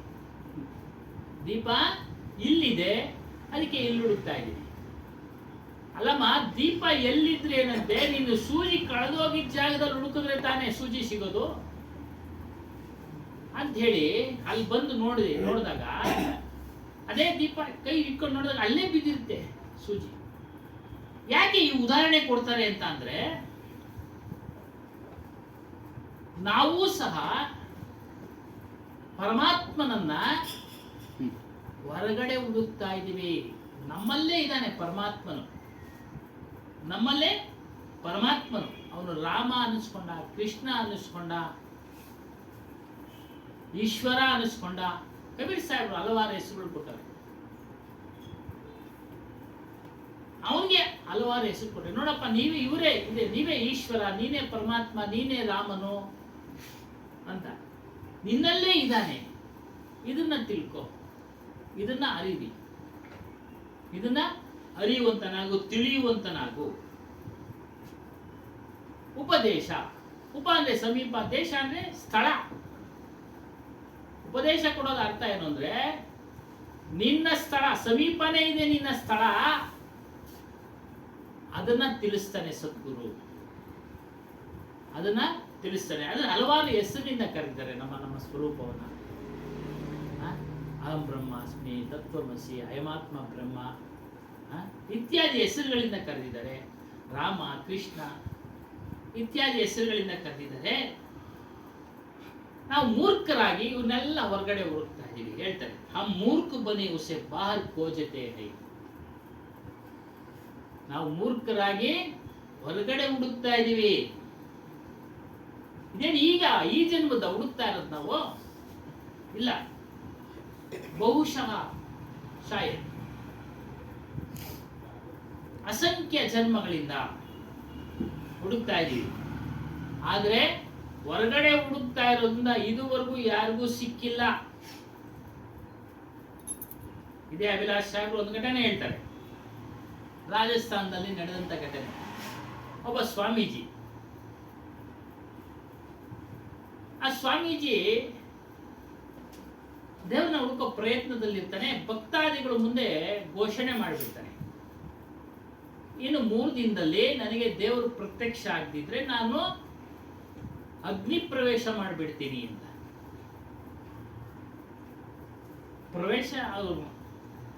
ಪ್ರತ್ಯಕ್ಷ ಆಗಲೇ ಇಲ್ಲ. ಎಲ್ಲ ರೆಡಿ ಮಾಡ್ಬಿಟ್ಟ, ಕಟ್ಟಿಗೆ ಎಲ್ಲ. ಆಗಲೂ ಹೇಳ್ತಾನೆ, ಈಗಲೂ ಕಾಲ ಮಿಂಚಿಲ್ಲ ದೇವ್ರೆ, ನೀನು ಪ್ರತ್ಯಕ್ಷ ಆಗ್ಬೇಕು ಅಂತ. ಕೆಲವು ಶಿಷ್ಯರು ವಿವೇಕವಂತರು ಹೇಳ್ತಾರೆ, ಪ್ರತ್ಯಕ್ಷ ಆಗೋದಿಲ್ಲ ಸ್ವಾಮಿ, ನೀವು ನಿಮ್ಮ ಜನ್ಮವನ್ನ ವೃಥಾ ವೇಸ್ಟ್ ಮಾಡ್ಕೊಳ್ತಾ ಇದ್ದೀರಾ, ಬಿಟ್ಬಿಡಿ ಈ ಒಂದು ನಿರ್ಧಾರವನ್ನ ಅಂತ. ಇಲ್ಲ, ಅವನು ಹಠಕ್ಕೆ ಬಿದ್ದು ಬಿಟ್ಟಿದ್ದ. ಕೊನೆಗೆ ಕಟ್ಟಿಗೆ ಮೇಲೆ ಕೂತ್ಕೊಂಡು ಬೆಂಕಿನೂ ಅಂಟಿಸ್ಕೊಂಡ, ಉರಿದು ಹೋಗ್ಬಿಟ್ಟ. ಪ್ರತ್ಯಕ್ಷ ಆಗಲೇ ಇಲ್ಲ. ನಡೆದಿರೋ ಘಟನೆ, ಹಲವಾರು ದಿನಗಳ ಹಿಂದೆ ನಡೆದಿರೋ ಘಟನೆ ಅವರು ಹೇಳಿದ್ರು, ವರ್ಷಗಳಿಂದ. ಈಗಲೂ ಅಲ್ಲಲ್ಲಿ ಹೇಳ್ತಾರಲ್ಲ, ನಾನು ಸಮಾಧಿ ಸ್ಥಿತಿ ಹೋಗ್ತೀನಿ ಹಾಗೆ ಹೀಗೆ ಅಂತ ಹೇಳ್ತಾರೆ. ಹಾಗಾಗಿ ಅವರು ಇದ್ರೆ ಅಲ್ವಾ? ಯಾಕೆಂದ್ರೆ ಅವರೂ ಸಹ ಅವತಾರಗಳನ್ನ ತಾಳಿ ಎಲ್ಲ ಹೊರಟೋದ್ರು. ಅವರು ರಾಮನು ನರಮನುಷ್ಯನಾಗಿ ಹುಟ್ಟಿ ಅವನು ಸತ್ತೋದ, ಕೃಷ್ಣನು ಅವನು ಸತ್ತೋದ. ಹೇಳ್ತಾರಲ್ಲ ಕಥೆಗಳಲ್ಲಿ, ಲಕ್ಷ್ಮಣನು ಅವನು ಸತ್ತೋಗ್ಬಿಟ್ಟ. ಮತ್ತೆ ಹೀಗಿರುವಾಗ ಅವನ್ನೆಲ್ಲ ಯಾಕೆ ಪೂಜೆ ಮಾಡ್ತಾರೆ? ಶ್ರೀ ಸಾಮಾನ್ಯರಲ್ಲಿ ಭಕ್ತಿ ಬರಲಿ ಅಂತ ಕಳೆದ ವಾರ ಹೇಳಿದ್ವಲ್ಲ, ಭಕ್ತಿ ಬರಲಿ ಅಂತೇಳಿ ವಿಗ್ರಹ ಆರಾಧನೆಗಳನ್ನ ಇಟ್ಟಿದ್ದಾರೆ. ಶ್ರೀ ಸಾಮಾನ್ಯ ಅಂದ್ರೆ ಬೇರೆ ಬೇರೆ, ಆತ್ಮಜ್ಞಾನಿಗಳಿಗೆ ಅಲ್ಲ. ಆತ್ಮಜ್ಞಾನಿಗಳಿಗೆ ಅದು ಅವಶ್ಯಕತೆನೂ ಇಲ್ಲ, ಅವ್ರು ಮಾಡೋದು ಇಲ್ಲ, ಅವರು ಮಾಡೋದು ಇಲ್ಲ. ಅವರೇನಿಲ್ಲ ಆತ್ಮನ ಕಡೆ ಇರ್ತಾರೆ, ಆತ್ಮಜ್ಞಾನ ಮಾರ್ಗದ ಕಡೆ ಇರ್ತಾರೆ. ಸೊ ಇದನ್ನ ಇನ್ನೊಂದು, ಹೇಳಿ. ಸ್ವರೂಪ ಅನ್ನೋದಕ್ಕೆ ಅತಿ ಸಣ್ಣ ಸಾಮಾನ್ಯ ಜನಕ್ಕೆ ಅರ್ಥ ಆಗೋವಂಥದ್ದು ಏನಾದ್ರು ಪರ್ಯಾಯ ಪದ ಇದೆ ಸ್ವಾಮಿ? ಆತ್ಮ ಹೆಂಗ ಅಂತ ಇದೆಯಲ್ಲ, ಆತ್ಮನ ಆತ್ಮ. ಅದೇ ಅಂದ್ರೆ ಇಲ್ಲಿ ಇನ್ನೂ ಅರ್ಥ ಅಂದ್ರೆ ನಾನು ಅಂತ, ನಾನು ಇನ್ನೂ ಅರ್ಥ ಅಂದ್ರೆ ಅರಿವು, ನಿನ್ನ ಅರಿವು ಅಂತ. ಇದು ನನಗೆ ಗೋಚರ ಆಗುತ್ತೆ ಅಂದಂಗೆ ಇರ್ತಾ ಇದ್ದೆ. ಹಾ. ಈ ನಾನು ಅನ್ನೋದಕ್ಕಿಂತ ಅರಿವು ಅನ್ನೋದೇ ಮೇನ್. ಅರಿವು. ಯಾಕಂದ್ರೆ ಸ್ವರೂಪ ಅಂದ್ರೆ ರೂಪ ಅಂದ್ರೆ ಒಂದು ಆಕಾರ. ಆಕಾರ. ನಮ್ಗೆ ಆಕಾರನೇ ಬರಲ್ವಲ್ಲ, ಅದರಿಂದ ಅದಕ್ಕೆ ಆಕಾರ ಇಲ್ಲ. ಅರಿವು ಅನ್ನೋದೇನೆ ಸ್ವಲ್ಪ ಅದು ಸೂಕ್ತವಾದ ಪದ ಅನ್ಕೊಂಡಿದ್ದೀನಿ ಸ್ವಾಮಿ. ಅದಕ್ಕೆ ಅರಿವೇ ಅಲ್ವಾ? ದೇವರು ಅಂತಾನು. ಸ್ವರೂಪ ಅಂದ್ರೂ ಇಲ್ಲಿ ಬೇರೆ ಅರ್ಥ ನಮ್ಗೆ ಯಾವ್ದು ನೋಡಿ, ಅದು ಚೈತನ್ಯ ಟೇಬಲ್, ಅಂತಾರೆ, ಆತ್ಮ ಅಂತಾರೆ, ಟೇಬಲ್ ಸತ್ಯನಾಮ, ಸ್ವರೂಪ ಇದು ಸತ್ಯನಾಮ ಒಂದು ರೂಪ ಅಂತಾರೆ. ಇದೆ. ಹೆಸರು ಕೊಟ್ಟವ್ರು ಅಷ್ಟೇ.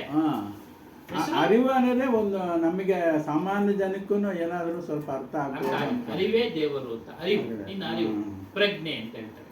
ಅಲ್ಗೆ ಪ್ರಜ್ಞೆ ಅದಕ್ಕೆ ಅಂತ ಇದು ನನಗೆ ಅರಿವೆ ಅನ್ನೋದೇ ಸ್ವಲ್ಪ ತಗೊಳ್ಳಿ, ನೀವು ಯಾವ ಶಬ್ದನಾದ್ರೂ ತೆಗೆದುಕೊಳ್ಳಿ. ಕೊಟ್ಟಾಗ ಶಬ್ದಗಳಲ್ಲಿ ಜ್ಞಾನೋದಯ ಆಗಲ್ಲ. ಅಷ್ಟೇ. ಜ್ಞಾನೋದಯ ಆಗಲ್ಲ. ಸ್ವರೂಪ ಅಂದ್ರೆ ಒಂದು ರೂಪ ಅಲ್ಲ, ಅರಿವು ಅಂದ್ರೆ ಅದು ತೋರ್ಸಕ್ಕಾಗಲ್ಲ, ಅವಾಗ ಅವಾಗ ನಮ್ದು ಅರ್ಥ ಅರ್ಥ ಆಗುತ್ತೆ. ಅರಿವು ಅನ್ನೋದು ಅವರವರೇ ಅರಿವು ಆಗ್ಬೇಕು ಅಂದ್ರೆ ಅವಾಗ ಯಾರು ಪ್ರಶ್ನೆ ಹಾಕಂಗಿಲ್ಲ. ಸ್ವರೂಪ ಅಂದ್ರೆ ಅಲ್ಲಿ ತಿರ್ಗಿ ತೋರಿಸು ಒಂದು ರೂಪ ಅಂತಾರೆ. ಅಂತಾರೆ ಸಾಮಾನ್ಯ ಜನಕ್ಕೂ ಅಷ್ಟೇ. ಒಳ್ಳೆ ಉತ್ತರನೇ, ಒಳ್ಳೆ ಪ್ರಶ್ನೆ.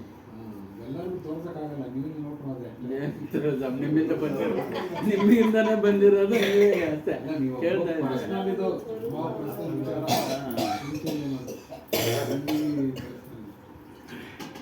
ನಾವು ಪರ್ಸನಲ್ ಅಂತ ಹೇಳಿದಕ್ಕೆ ಆಗಾಗ್ಗೆ ಹೇಳ್ತಾ ಇರ್ತೀವಿ. ಇವೆಲ್ಲ ವೈಯಕ್ತಿಕ ಸಾಧನೆಗಳು, ವೈಯಕ್ತಿಕ ಸಾಧನೆ, ತುಂಬಾ ವೈಯಕ್ತಿಕ. ತುಂಬಾ ವೈಯಕ್ತಿಕ.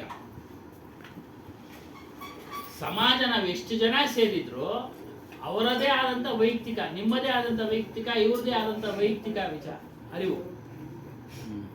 ಅದು ಅನುಭವಕ್ಕೆ ಬರ್ಬೇಕಾದ್ರೆ ನಿಮ್ಮ ಅರಿವಿನ ಅನುಭವ ನಮಗಾಗೋದಿಲ್ಲ, ನಮ್ಮ ಅರಿವಿನ ಅನುಭವ ನಿಮಗಾಗೋದಿಲ್ಲ. ನಿಮ್ಮ ಅರಿವಿನ ಅನುಭವ ನಿಮಗೆ ಆಗುತ್ತೆ. ಈ ರೀತಿ ಅಸಂಖ್ಯವಾದ ಜನ್ಮಗಳಿಂದ ನಾವು ಹುಡುಕ್ತಾ ಇದೀವಿ.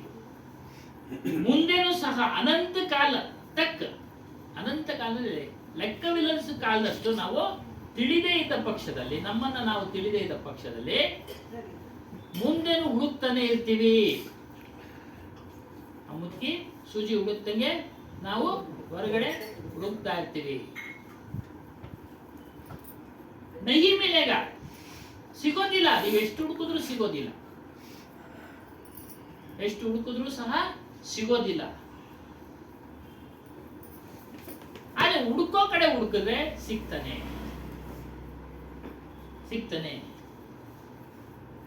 ನಾವು ಹುಡುಕ್ತಾ ಇರೋದೆಲ್ಲ ಜಡ ಪದಾರ್ಥಗಳಲ್ಲಿ,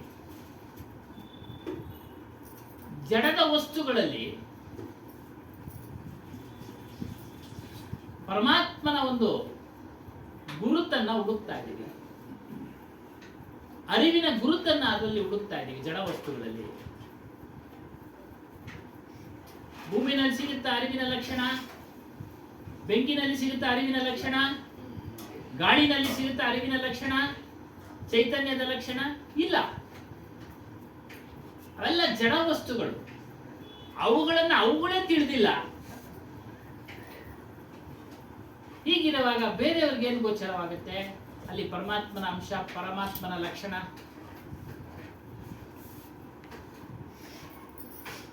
ಮತ್ತು ಮಾಯಾ ವಸ್ತುಗಳಲ್ಲಿ ಹುಡುಕ್ತಾ ಇದ್ದೀವಿ. ಮಾಯಾ ವಸ್ತುಗಳಲ್ಲಿ ಹುಡುಕ್ತಾ ಇದ್ದೀವಿ ಪರಮಾತ್ಮನನ್ನ. ಇವೆಲ್ಲ ಬೇರೆ ಜಾತಿಗೆ ಸಂಬಂಧಪಟ್ಟವು, ಆತ್ಮನ ಜಾತಿಗೆ ಸಂಬಂಧಪಟ್ಟವಲ್ಲ. ಅವೆಲ್ಲ ಬೇರೆ ಜಾತಿ. ಅಂದ್ರೆ ಅದು ಬೇರೆ, ನಾವು ಬೇರೆ. ನಮ್ಮ ಸ್ವರೂಪನೇ ಬೇರೆ, ನಮ್ಮ ಅರಿವಿನೇ ಬೇರೆ, ಅರಿವು ಬೇರೆ, ಅದು ಬೇರೆ.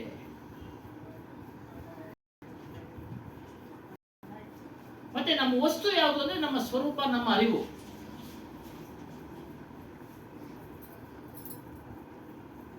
ಅದನ್ನ ಹುಡುಕೋ ಕೆಲಸ ಇಲ್ಲ.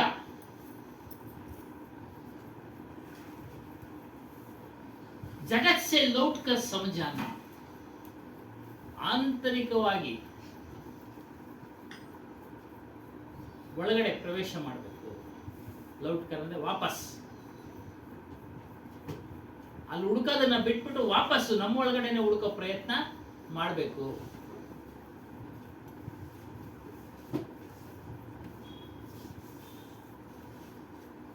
ಹೊರಗೆ ಅನೇಕ ವಿಚಾರಗಳನ್ನ ತಿಳಿತೀವಿ. ನಿಮ್ಮಿಂದ ಏನೋ ವಿಚಾರ ತಿಳಿತೀವಿ, ಇವರಿಂದ ಏನೋ ವಿಚಾರ ತಿಳಿತೀವಿ. ಅದೆಲ್ಲ ಹೊರಗಿನ ಸಂಬಂಧಪಟ್ಟ ವಿಚಾರಗಳು. ಅವುಗಳು ಬೇಕು, ವ್ಯವಹಾರಕ್ಕೆ ಬೇಕು, ಬೌದ್ಧಿಕವಾಗಿ ಜೀವನ ನಡೆಸೋದಕ್ಕೆ ಬೇಕು, ಪ್ರಾಪಂಚಿಕವಾಗಿ ಬೇಕು, ಎಲ್ಲ ಬೇಕು. ಆದರೆ ಇದಕ್ಕೂ ಅದಕ್ಕೂ ಬಹಳ ವ್ಯತ್ಯಾಸ. ಹೊರಗಿನ ಪ್ರಪಂಚದ ವಿಷಯಗಳು ನಾವು ಎಷ್ಟೇ ತಿಳಿದಿದ್ರು ಸಹ ನಮ್ಮೊಂದಿಗೆ ಮಣ್ಣು ಪಾಲಾಗ್ಬಿಡ್ತವೆ.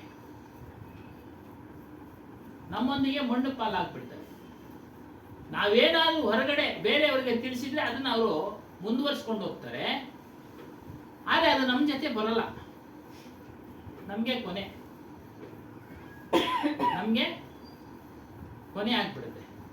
ಉದಾಹರಣೆಗೆ ಕೆಲವರು ವೈದ್ಯರಾಗಿರ್ತಾರೆ, ಅವ್ರ ಮಕ್ಕಳು ವೈದ್ಯರಾಗಿರಲ್ಲ, ಬೇರೆ ಕಡೆ ಹೋಗ್ಬಿಡ್ತಾರೆ. ನೋಡಿ, ಅಲ್ಲೇ ಮುಗಿದೋಯ್ತು. ಅದೇ ರೀತಿ ವಿಚಾರ ನೋಡ್ತಾ ಇದ್ರೆ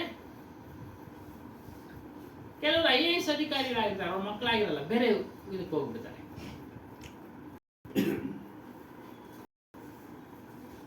ಅದರಿಂದ ಅದಕ್ಕೆ ಬೇರೆ ಜಾತಿಗೆ ಸಂಬಂಧಪಟ್ಟವು, ಬೇರೆ ವಿಜಾತಿ, ಬೇರೆ ಜಾತಿಗೆ ಸಂಬಂಧಪಟ್ಟವು. ನಮ್ದಲ್ಲ ಅವೆಲ್ಲ. ಇರೋವರೆಗೂ ಬೇಕು ಅಷ್ಟೇ. ಇರೋವರೆಗೂ ನಮ್ಮ ಅವ್ರ ಜೀವನಕ್ಕೋಸ್ಕರ ಅವೆಲ್ಲ ಬೇಕು. ಅದರ ಜೊತೆಯಲ್ಲಿ ನಾವು ನಮ್ಮನ್ನ ಅರಿಬೇಕು.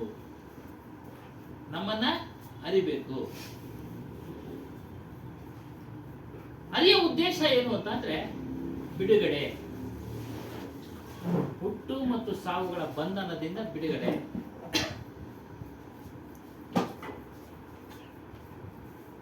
ಬಿಡುಗಡೆ ಆಗ್ಬೇಕಾದ್ರೆ ನಮ್ಮ ಅರಿವಿನ ಕಡೆ ಗಮನ ಕೊಡಬೇಕು.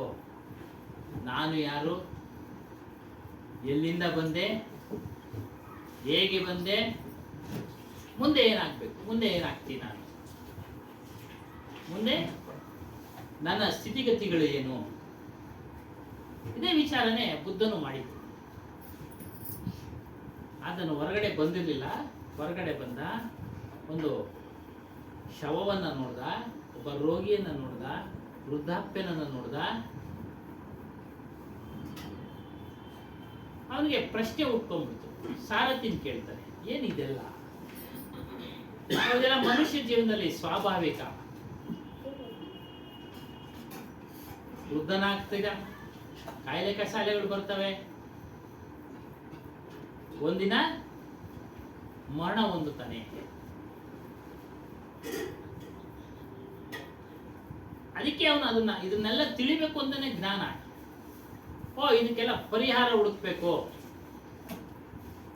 ಅಂತೇಳಿ ಅನೇಕ ವರ್ಷಗಳ ಕಾಲ ತಪಸ್ಸು ಮಾಡ್ತಾನೆ. ವಿಚಾರ ಕುರಿತು ಚಿಂತನೆಯೇ ಬೇರೆ ಇನ್ನೇನಿಲ್ಲ. ಇದು ಹೇಗೆ, ನಿದ್ರಾಹಾರಗಳನ್ನ ಬಿಟ್ಟು ಚಿಂತನೆ ಮಾಡ್ತಾನೆ. ಶರೀರ ಕೃಶವಾಗ್ಬಿಡುತ್ತೆ.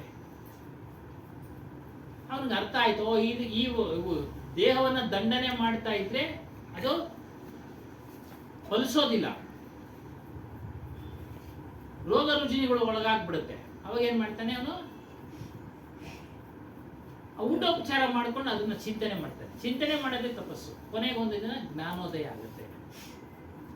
ಜ್ಞಾನೋದಯ ಆಗಿ ಚಿಂತನೆ ಮಾಡೋದೇ ತಪಸ್ಸು.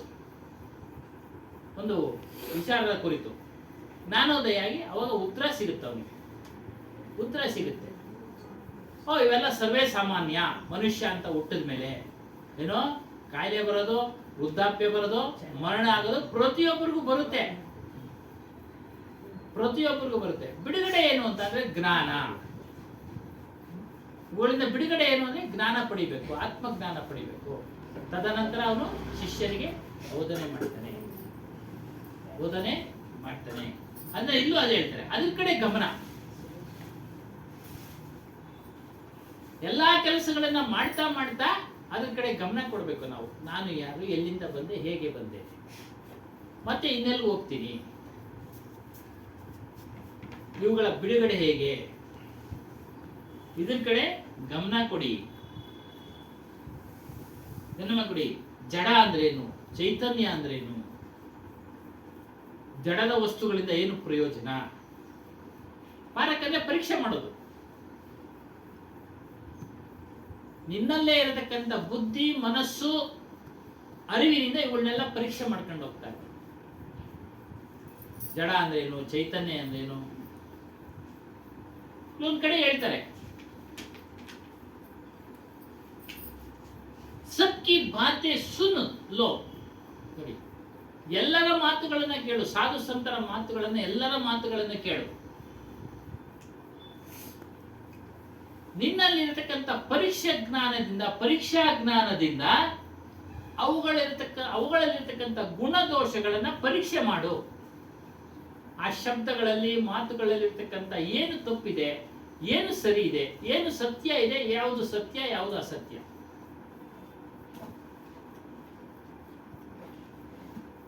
ಆಗ ನಿನಗೆ ಸತ್ಯಾಸತ್ಯಗಳ ಅರಿವು ಉಂಟಾಗುತ್ತೆ. ಸತ್ಯಾಸತ್ಯಗಳ ಅರಿವು ಉಂಟಾಗುತ್ತೆ. ಕಬೀರ್ ಸಾಹೇಬ್ ವಚನ ಎಲ್ಲ ಮಾರ್ಮಿಕ್ ಓದ್ತಾ ಇದೆ, ರಹಸ್ಯದಿಂದ ಕೂಡಿದೆ. ನಮಗೂ ಅಷ್ಟೇ, ಕನ್ನಡ ಓದಿ ಬಲ್ಲವರಾಗಿದ್ರು ಸಹ ನಮ್ಗೆ ಅಲ್ಲಮ್ಮ ಪ್ರಭು ವಚನನ ಬಿಡಿಸಕ್ಕಾಗೋದಿಲ್ಲ ನಮ್ಗೆ. ಮಂಕುತಿಮ್ಮನ ಕಗ್ಗ ಬಿಡಿಸಕ್ಕಾಗೋದಿಲ್ಲ. ಬಸವಣ್ಣವ್ರ ವಚನ ಸರಳವಾಗಿರೋದನ್ನ ಹೇಳ್ತೀವಿ ಅಷ್ಟೇ, ಸರ್ವಜ್ಞರದು ಆಗೋದಿಲ್ಲ. ಹೇಳಿದ್ರಲ್ಲ ಆಗ್ಲೇ ಎಷ್ಟು. ಹಾಗಾಗಿ ಅದೇ ರೀತಿಯಾಗಿ ಕಬೀರ್ ಸಾಹೇಬ್ ವಚನ ರಹಸ್ಯದಿಂದ ಕೂಡಿದೆ. ವಸ್ತು ಅಂತೆ ಕೋಜೈ ಅಂತೆ ಕ್ಯಾ ಕರ ಆವೆ ಹಾತ್, ಸಜ್ಜನ್ ಸೋಯಿ ಸರಾಹಿಯೇ ಜೋ ಪಾರಕ ರಾಕೈ ಸಾತ್.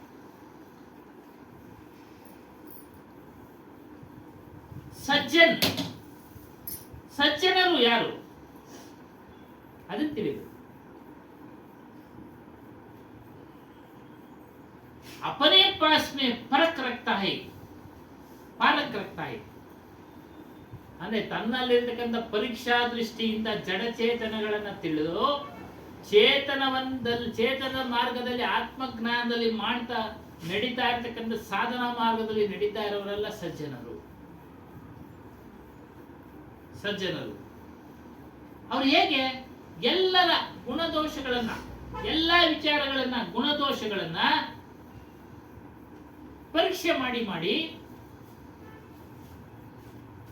ಒಳ್ಳೆ ಗುಣಗಳನ್ನ ತೆಗೆದುಕೊಳ್ತಾ ಇರ್ತಾರೆ, ದೋಷಗಳನ್ನ ಬಿಡ್ತಾ ಇರ್ತಾರೆ,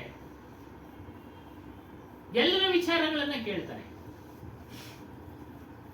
ಅವ್ರದ್ದು ಕೇಳಬಾರ್ದು, ಇವ್ರದ್ದು ಕೇಳಬಾರ್ದು ಅಂತ ಭೇದ ಭಾವ ಇಲ್ಲ. ದಾಮಗೇಟ್ನಲ್ಲಿ ಅವ್ರಿಗೂ ಅಷ್ಟೇ ಹೇಳ್ತಾ ಇದ್ರು ವಚನದಲ್ಲಿ. ಪಂದಶ್ರೀ ಆಚಾರ್ಯರು, ಪ್ರಕಾಶ್ ಮಣಿ, ಸತ್ಸಂಗ ಎಲ್ಲಿ ನಡೆಯುತ್ತೆ ಕೇಳಿ, ನೀವು ಸತ್ಯ ಏನಿದೆ ತಗೊಳ್ಳಿ. ನಮ್ಗೆ ಗೊತ್ತಿಲ್ಲದೆ ಇರೋ ವಿಚಾರಗಳು ಅವ್ರಿಗೆ ಗೊತ್ತಿರುತ್ತೆ, ಬರ್ತಾ ಇರ್ತವೆ, ಕೇಳಿ ತೆಗೆದುಕೊಳ್ಳಿ. ಸತ್ಸಂಗ ಮಾಡಿ, ಯಾರೇ ಆಗಲಿ. ಇಲ್ಲೇ ಕೇಳಬೇಕು, ಅಲ್ಲೇ ಕೇಳಬೇಕು ಅನ್ನೋದೇನು ಇದಿಲ್ಲ, ಕಂಡೀಷನ್ ಇಲ್ಲ. ಸ್ವಾಮಿಯವರ ಸರ್ವಜ್ಞ, ಕಬೀರ, ಬುದ್ಧ ಅವರೆಲ್ಲನೂ ಅವರವ್ರ ಆಸ್ತಿ ಅಂತಸ್ತು ಒಂದು ಇದರಿಂದನೇ ಪ್ರಚಲಿತಕ್ಕೆ ಬಂದ್ರ, ಇಲ್ಲ ನಾವು ಅವ್ರನ್ನ ನೆನೆಸ್ತಾ ಇದ್ದೀವ, ಇಲ್ಲ ಜ್ಞಾನದಿಂದ ನಾವು ಪೂಜೆ ಮಾಡ್ತಾ ಇದ್ದೀವಿ, ಅವ್ರನ್ನ ನೆನೆಸ್ತಾ ಇದ್ದೀವ. ಬುದ್ಧನ ರಾಜ ಆಗಿದ್ದ ಸ್ವಾಮಿ, ಅವನ ಆಸ್ತಿ ಇಲ್ಲ, ಬಿಟ್ಬಿಟ್ಟು ಬಂದ್ಬಿಟ್ಟು ಅವನು ಜ್ಞಾನದಿಂದ ನಾವು ಅವನ್ನ ಪೂಜಿಸ್ತಾ ಇದೀವಿ. ಅವ್ರು ಪಡೆದಿರೋ ಜ್ಞಾನವನ್ನ ಪ್ರಚಾರ ಮಾಡೋದಲ್ಲ ಜಗತ್ತಿಗೆ, ಅದ್ರ ಮೂಲಕ ಅವನನ್ನ ಪೂಜಿಸ್ತಾ ಇದೀವಿ. ಒಳ್ಳೆ ಜ್ಞಾನ ನೋಡಿ, ಕಣೆಗೆ ಬಿಟ್ಬಿಟ್ಟ ನೋಡಿ ಎಷ್ಟು. ರಾಜ ಆಗಿದ್ರೆ ಯಾವ್ದೋ UP ಆ ಕಡೆ ಮಾತ್ರನೇ ಇವಾಗ ಸ್ವಲ್ಪ ಗೊತ್ತಾಗ್ತಾ ಇರೋದು. ಇಡೀ ಇವತ್ತು ಪ್ರಪಂಚಕ್ಕೆ ಗೊತ್ತಾಗ್ಬೇಕಾದ್ರೆ ನಾವೆಲ್ಲ ನೆನ್ಪು ಮಾಡ್ಕೊಂಡೋದಕ್ಕೆ ಜ್ಞಾನಕ್ಕೆ ತಾನೆ. ಅವನ ಶಿಷ್ಯರು ಪ್ರಚಾರ ಮಾಡಿದ್ರು ಅವನ ವಿಚಾರನ ದೇಶ ವಿದೇಶಗಳಲ್ಲಿ. ಅಶೋಕ ಬುದ್ಧ ಧರ್ಮ ಸ್ವೀಕಾರ ಮಾಡಿದ್ಮೇಲೆ ಎಲ್ಲಾನು ಕಳಿಸ್ತಾ ಪ್ರಚಾರಕ್ಕೆ, ಬುದ್ಧನ ಜ್ಞಾನ ಚೆನ್ನಾಗಿದೆ ಎಲ್ಲಾರು ತಿಳ್ಕೊಳ್ಳಿ ಅಂತಾನೆ.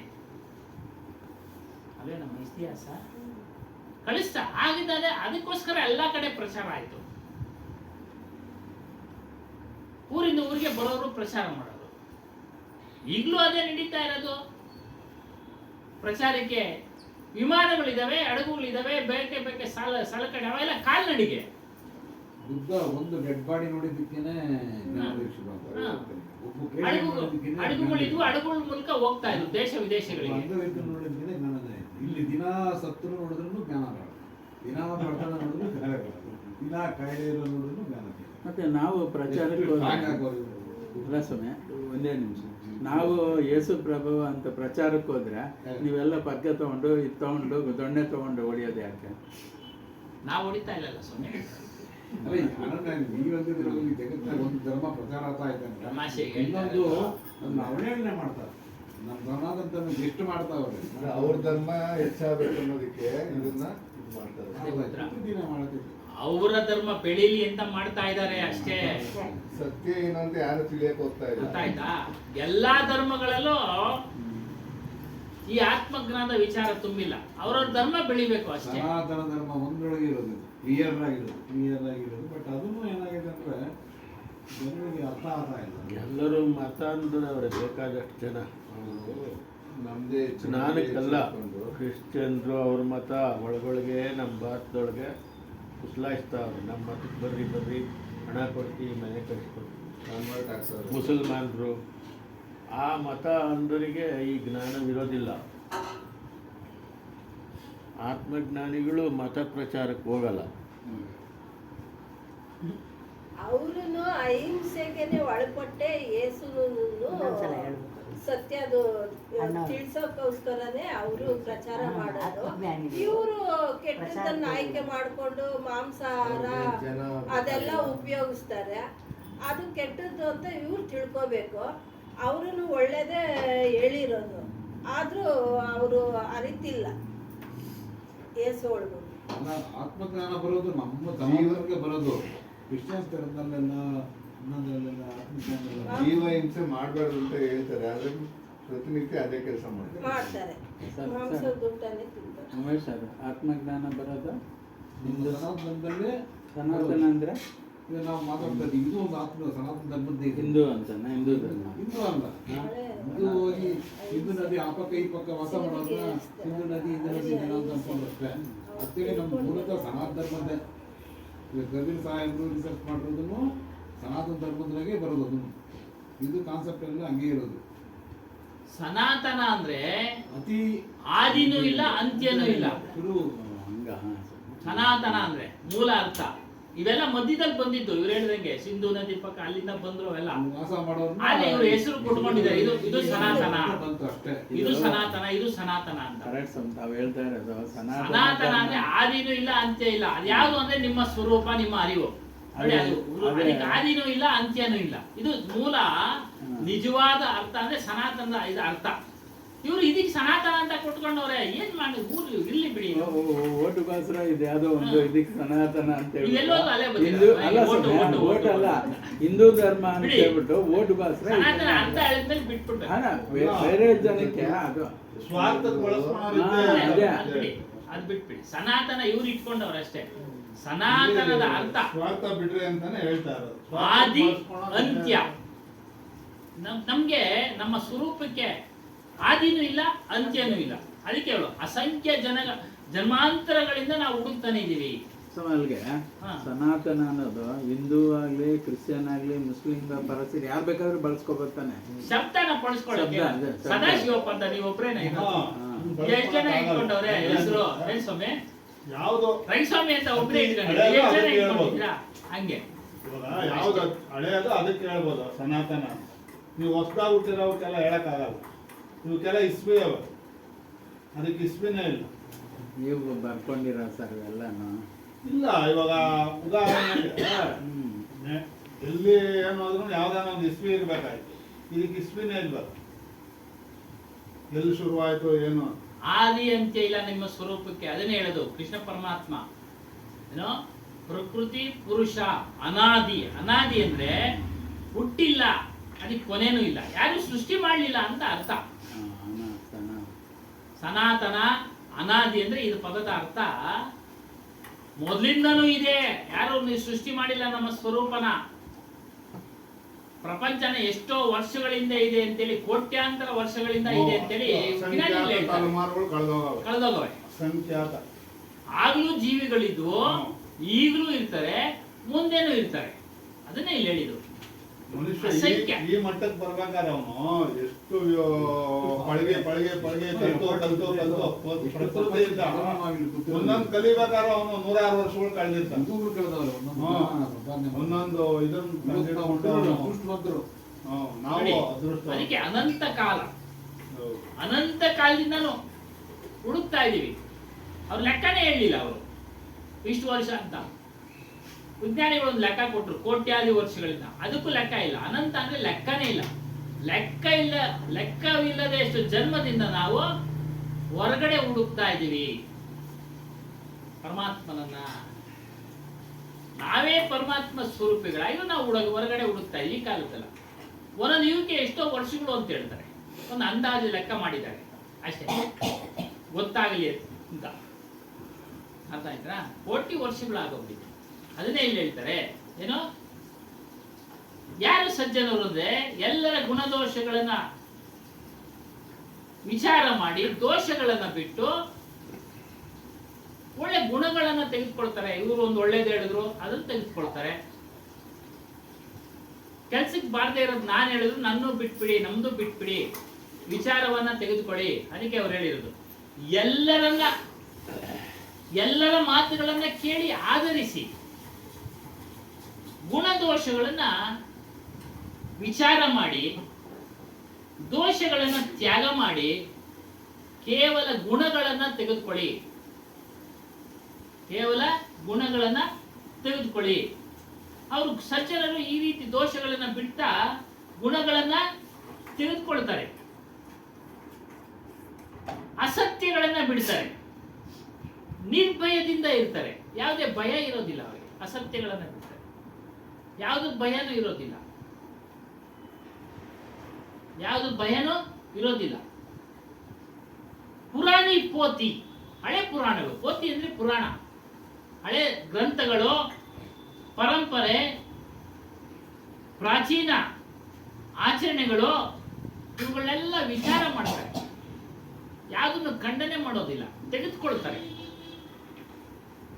ಕಬೀರ್ ಸಾಹೇಬರು ಯಾವುದನ್ನು ಖಂಡನೆ ಮಾಡಕ್ ಹೋಗಿಲ್ಲ, ಆದ್ರೆ ಆಧ್ಯಾತ್ಮದ ದೃಷ್ಟಿಯಿಂದ ಅವರು ವಿಂಗಡಿಸಿದ್ದಾರೆ ಅಷ್ಟೇ, ಬೇರೆ ಬೇರೆ ಮಾಡಿದ್ದಾರೆ.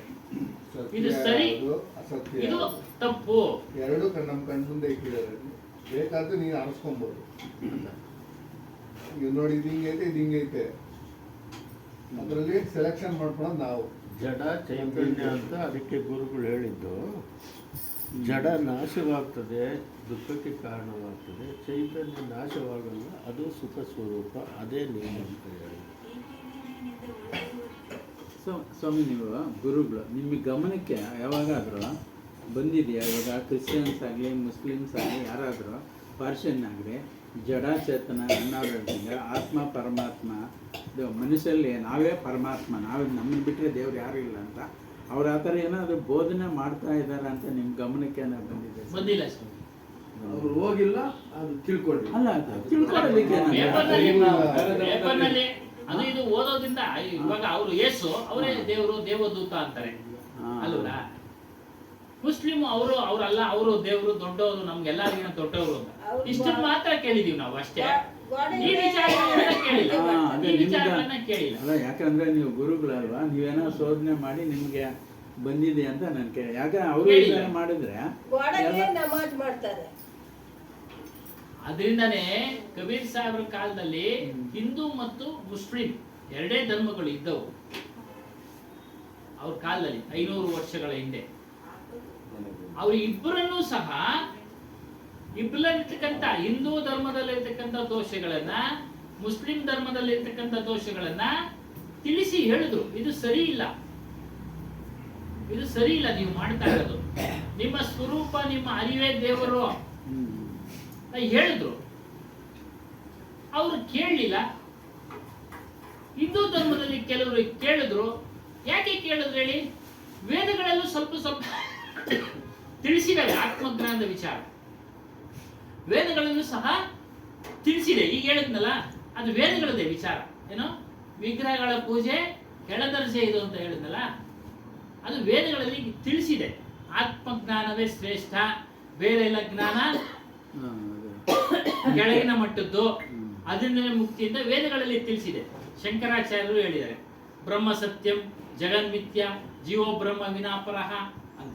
ಬ್ರಹ್ಮ ಅಂದ್ರೆ ಏನು ಅಂದ್ರೆ ನಮ್ಮ ಸ್ವರೂಪ, ಅದೇ ಸತ್ಯ, ಜಗತ್ತು ಮಿಥ್ಯ, ಇನ್ನೆಲ್ಲ ಮಿಥ್ಯ, ಸುಳ್ಳು. ಅದನ್ನ ನಾವು ಸ್ವಲ್ಪ ಮತ್ತು ಇನ್ನೊಂದು ಸಾಹೇಬರು ಎಲ್ಲರಿಗೂ ಅವಕಾಶ ಕೊಟ್ಟರು ತಿಳಿಯೋದಿಕ್ಕೆ. ಆತ್ಮಜ್ಞಾನವನ್ನ ತಿಳಿಯಕ್ಕೆ ಯಾವ ಜಾತಿ ಪಂಥ ಬಂದು ತಿಳಿಯಬಹುದು. ಹಿಂದೆಲ್ಲ ಏನಿತ್ತು, ಕೆಲವು ಮಾತ್ರ ತಿಳಿಯಬೇಕು ಅನ್ನೋದಿತ್ತು. ಏನು, ಆತ್ಮಜ್ಞಾನ ಕೆಲವರು ಮಾತ್ರ ತಿಳಿಬೇಕು, ಬೇರೆಯವರು ತಿಳಿದ್ರೆ ಪಾಪ ಅಂತೇಳಿ ಅದನ್ನ ಘೋಷಣೆ ಮಾಡಿದ್ರು. ಹಾಗಾಗಿ ಏನ್ ಮಾಡ್ತಾ ಇದ್ರು, ಕೆಳವರ್ಗದವರು ಅದ್ರ ವಿಚಾರಕ್ಕೆ ಹೋಗ್ತಾ ಇಲ್ಲ. ದುಡಿ, ತಿನ್ನು, ಮಲ್ಗು, ಯಾವ್ದೋ ಒಂದು ದೇವಿ ಪೂಜೆ ಕೈ ಮುಗಿ ನೀವೇ ನೋಡ್ಕೊಳಪ್ಪ ಅನ್ನೋದು ಜೀವನ ಸಾಗಿಸೋದು, ಆ ರೀತಿ ಇದ್ರು. ಆದ್ರೆ ಕಬೀರ್ ಸಾಹೇಬ್ರು ಅದನ್ನೆಲ್ಲ ಬಿಡಿಸಿ ಬಿಡಿಸಿ ಹೇಳಿದ್ರು. ಆಗ ಏನಾಯ್ತು, ಆಕರ್ಷಣೆ ಆಯ್ತು ಜನಗಳಿಗೆ. ಓ, ನಾವು ತಿಳಿಬೋದಪ್ಪ, ನಾವು ಮುಕ್ತರಾಗ್ಬೋದಂತೆ. ಅವ್ರಿಗೆ ಮಾತ್ರ ಅಲ್ಲ, ಕೆಲವು ಬುದ್ಧಿವಂತ ಹಿಂದುಳಿದವರಲ್ಲಿ ತುಂಬಿಕೊಳ್ತು. ಅವ್ರು ಹೆಚ್ಚು ಆಕರ್ಷಣೆಯಾದ್ರು, ಬಂದ್ರು, ಸೇರ್ಕೊಂಡ್ರು, ಪ್ರಚಾರ ಆಗ್ತಾ ಇದೆ, ನಡೀತಾ ಇದೆ. ಅಷ್ಟೇ. ಮತ್ತೆ ಈಗ ಬ್ರಹ್ಮ ಜಗನ್ಮಿಥ್ಯ ಅಂತ ಈ ಗುರುವ ಜನರುಗಳೆಲ್ಲ ಏನ್ ಮಾಡೋರೆ ಅಂದ್ರೆ, ನಮ್ಮನ್ನೆಲ್ಲಾರು ಭ್ರಮೆಯಲ್ಲಿ ಹಾಕೋರೆ. ಅಂದ್ರೆ ಈ ವೇದ ಶಾಸ್ತ್ರ ಪುರಾಣ ಅಂತ ಎಲ್ಲ ಇದೆಯಲ್ಲ, ಎಲ್ಲ ಭ್ರಮೆ ಅಂತೆ ಕಂತೆ ಅಂತಾನೆ ಹೇಳ್ಕೊಂಡ್ ಬಂದವ್ರು ನಮ್ಗೆ. ಯಾರು ಹಾಕಿರೋದು ಯಾರು ಅವ್ರ ಅವಾಗ ಬ್ರಾಹ್ಮಣ ಬ್ರಹ್ಮಜ್ಞಾನಿಗಳು. ಬ್ರಾಹ್ಮಣ. ಅದಕ್ಕೆ ಈ ಕಬೀರ್ ಒಂದು ಪಂಥದಲ್ಲಿ ಪಾರಕಿಗಳಂತ ಹೇಳ್ತಾರೆ ಅವರು. ಅಂದ್ರೆ ಪರೀಕ್ಷೆ ಮಾಡಿ ಕಬೀರ್ರು ಬ್ರಹ್ಮ ಸತ್ಯ ಅಲ್ಲ, ಬ್ರಹ್ಮ ಬರೀ ಭ್ರಮೆಯಲ್ಲಿರುವಂಥದ್ದು. ಜಗತ್ತು ಅವಾಗ್ಲಿಂದನೂ ಇದೆ ಜಗತ್ತು. ಇದರಲ್ಲಿ ಒಂದು ಉಲ್ಟಾ ಬರುತ್ತಿದ್ದು, ಬ್ರಹ್ಮ ಸತ್ಯ ಅಲ್ಲ, ಭ್ರಮೆ. ಭ್ರಮೇನು ಜಗತ್ತು ಮಿಥ್ಯ ಅಂದ್ರು, ಜಗತ್ತು ಮಿಥ್ಯ ಅಲ್ಲ. ಜಗತ್ತು ಅವಾಗೂ ಇತ್ತು, ಇವಾಗೂ ಐತೆ, ಮುಂದಕ್ಕೂ ಇರುತ್ತೆ, ಅದು ಸುಳ್ಳಲ್ಲ. ಅಂದ್ರೆ ಬ್ರಹ್ಮಜ್ಞಾನಿಗಳು ಅವರ ಒಂದು ಇದರಲ್ಲಿ ಆ ಥರ ಹೇಳ್ಕೊಂಡ್ ಬಂದವ್ರೆ. ಈ ಕಬೀರ್ ಪಂಥದಲ್ಲಿ ಬ್ರಹ್ಮ ಸತ್ಯ ಅಲ್ಲ, ಬ್ರಹ್ಮ ಸುಳ್ಳು, ಪ್ರಪಂಚ ಸತ್ಯ. ಅದಕ್ಕೂ ಇದಕ್ಕೂ ವ್ಯತ್ಯಾಸ ಇಷ್ಟೇ. ಕಬೀರ್ ಒಂದು ಪಂಥದಲ್ಲಿ ಬ್ರಹ್ಮ ಸತ್ಯ ಜಗತ್ ಮಿಥ್ಯ ಸುಳ್ಳು, ಬ್ರಹ್ಮ ಕಲ್ಪನೆ, ಭ್ರಮೆಯಲ್ಲಿರುವಂತದ್ದು. ನಮ್ಮನ್ನೆಲ್ಲ ಭ್ರಮೆಯಲ್ಲೇ ಹಾಕವ್ರೆ. ಯುಗ ಯುಗಗಳಿಂದನೂ ನಮ್ಮನ್ನ ಭ್ರಮೆಯಲ್ಲೇ ತಗೊಂಡ್ಬಂದವ್ರೆ ಹೊರತು ಸತ್ಯ ಯಾರು ನಮ್ಗೆ ತಿಳ್ಸಕ್ ಬಂದಿಲ್ಲ. ಯಾಕೆ ತಿಳಿಸ್ತಾ ಇಲ್ಲ? ಅವರು ವ್ಯಾಪಾರ ಮಾಡ್ತಾವ್ರಷ್ಟೇ. ಅದರಲ್ಲಿ ಅಂದ್ರೆ ಅದನ್ನ ತಿಳಿಸಿದ್ರೆ ಅವ್ರ ಹತ್ರ ಯಾರು ಹೋಗಲ್ಲ. ನೀವು ಅವ್ರಿಗೆ ಅರ್ಥ ಆಗಿಲ್ವಲ್ಲ.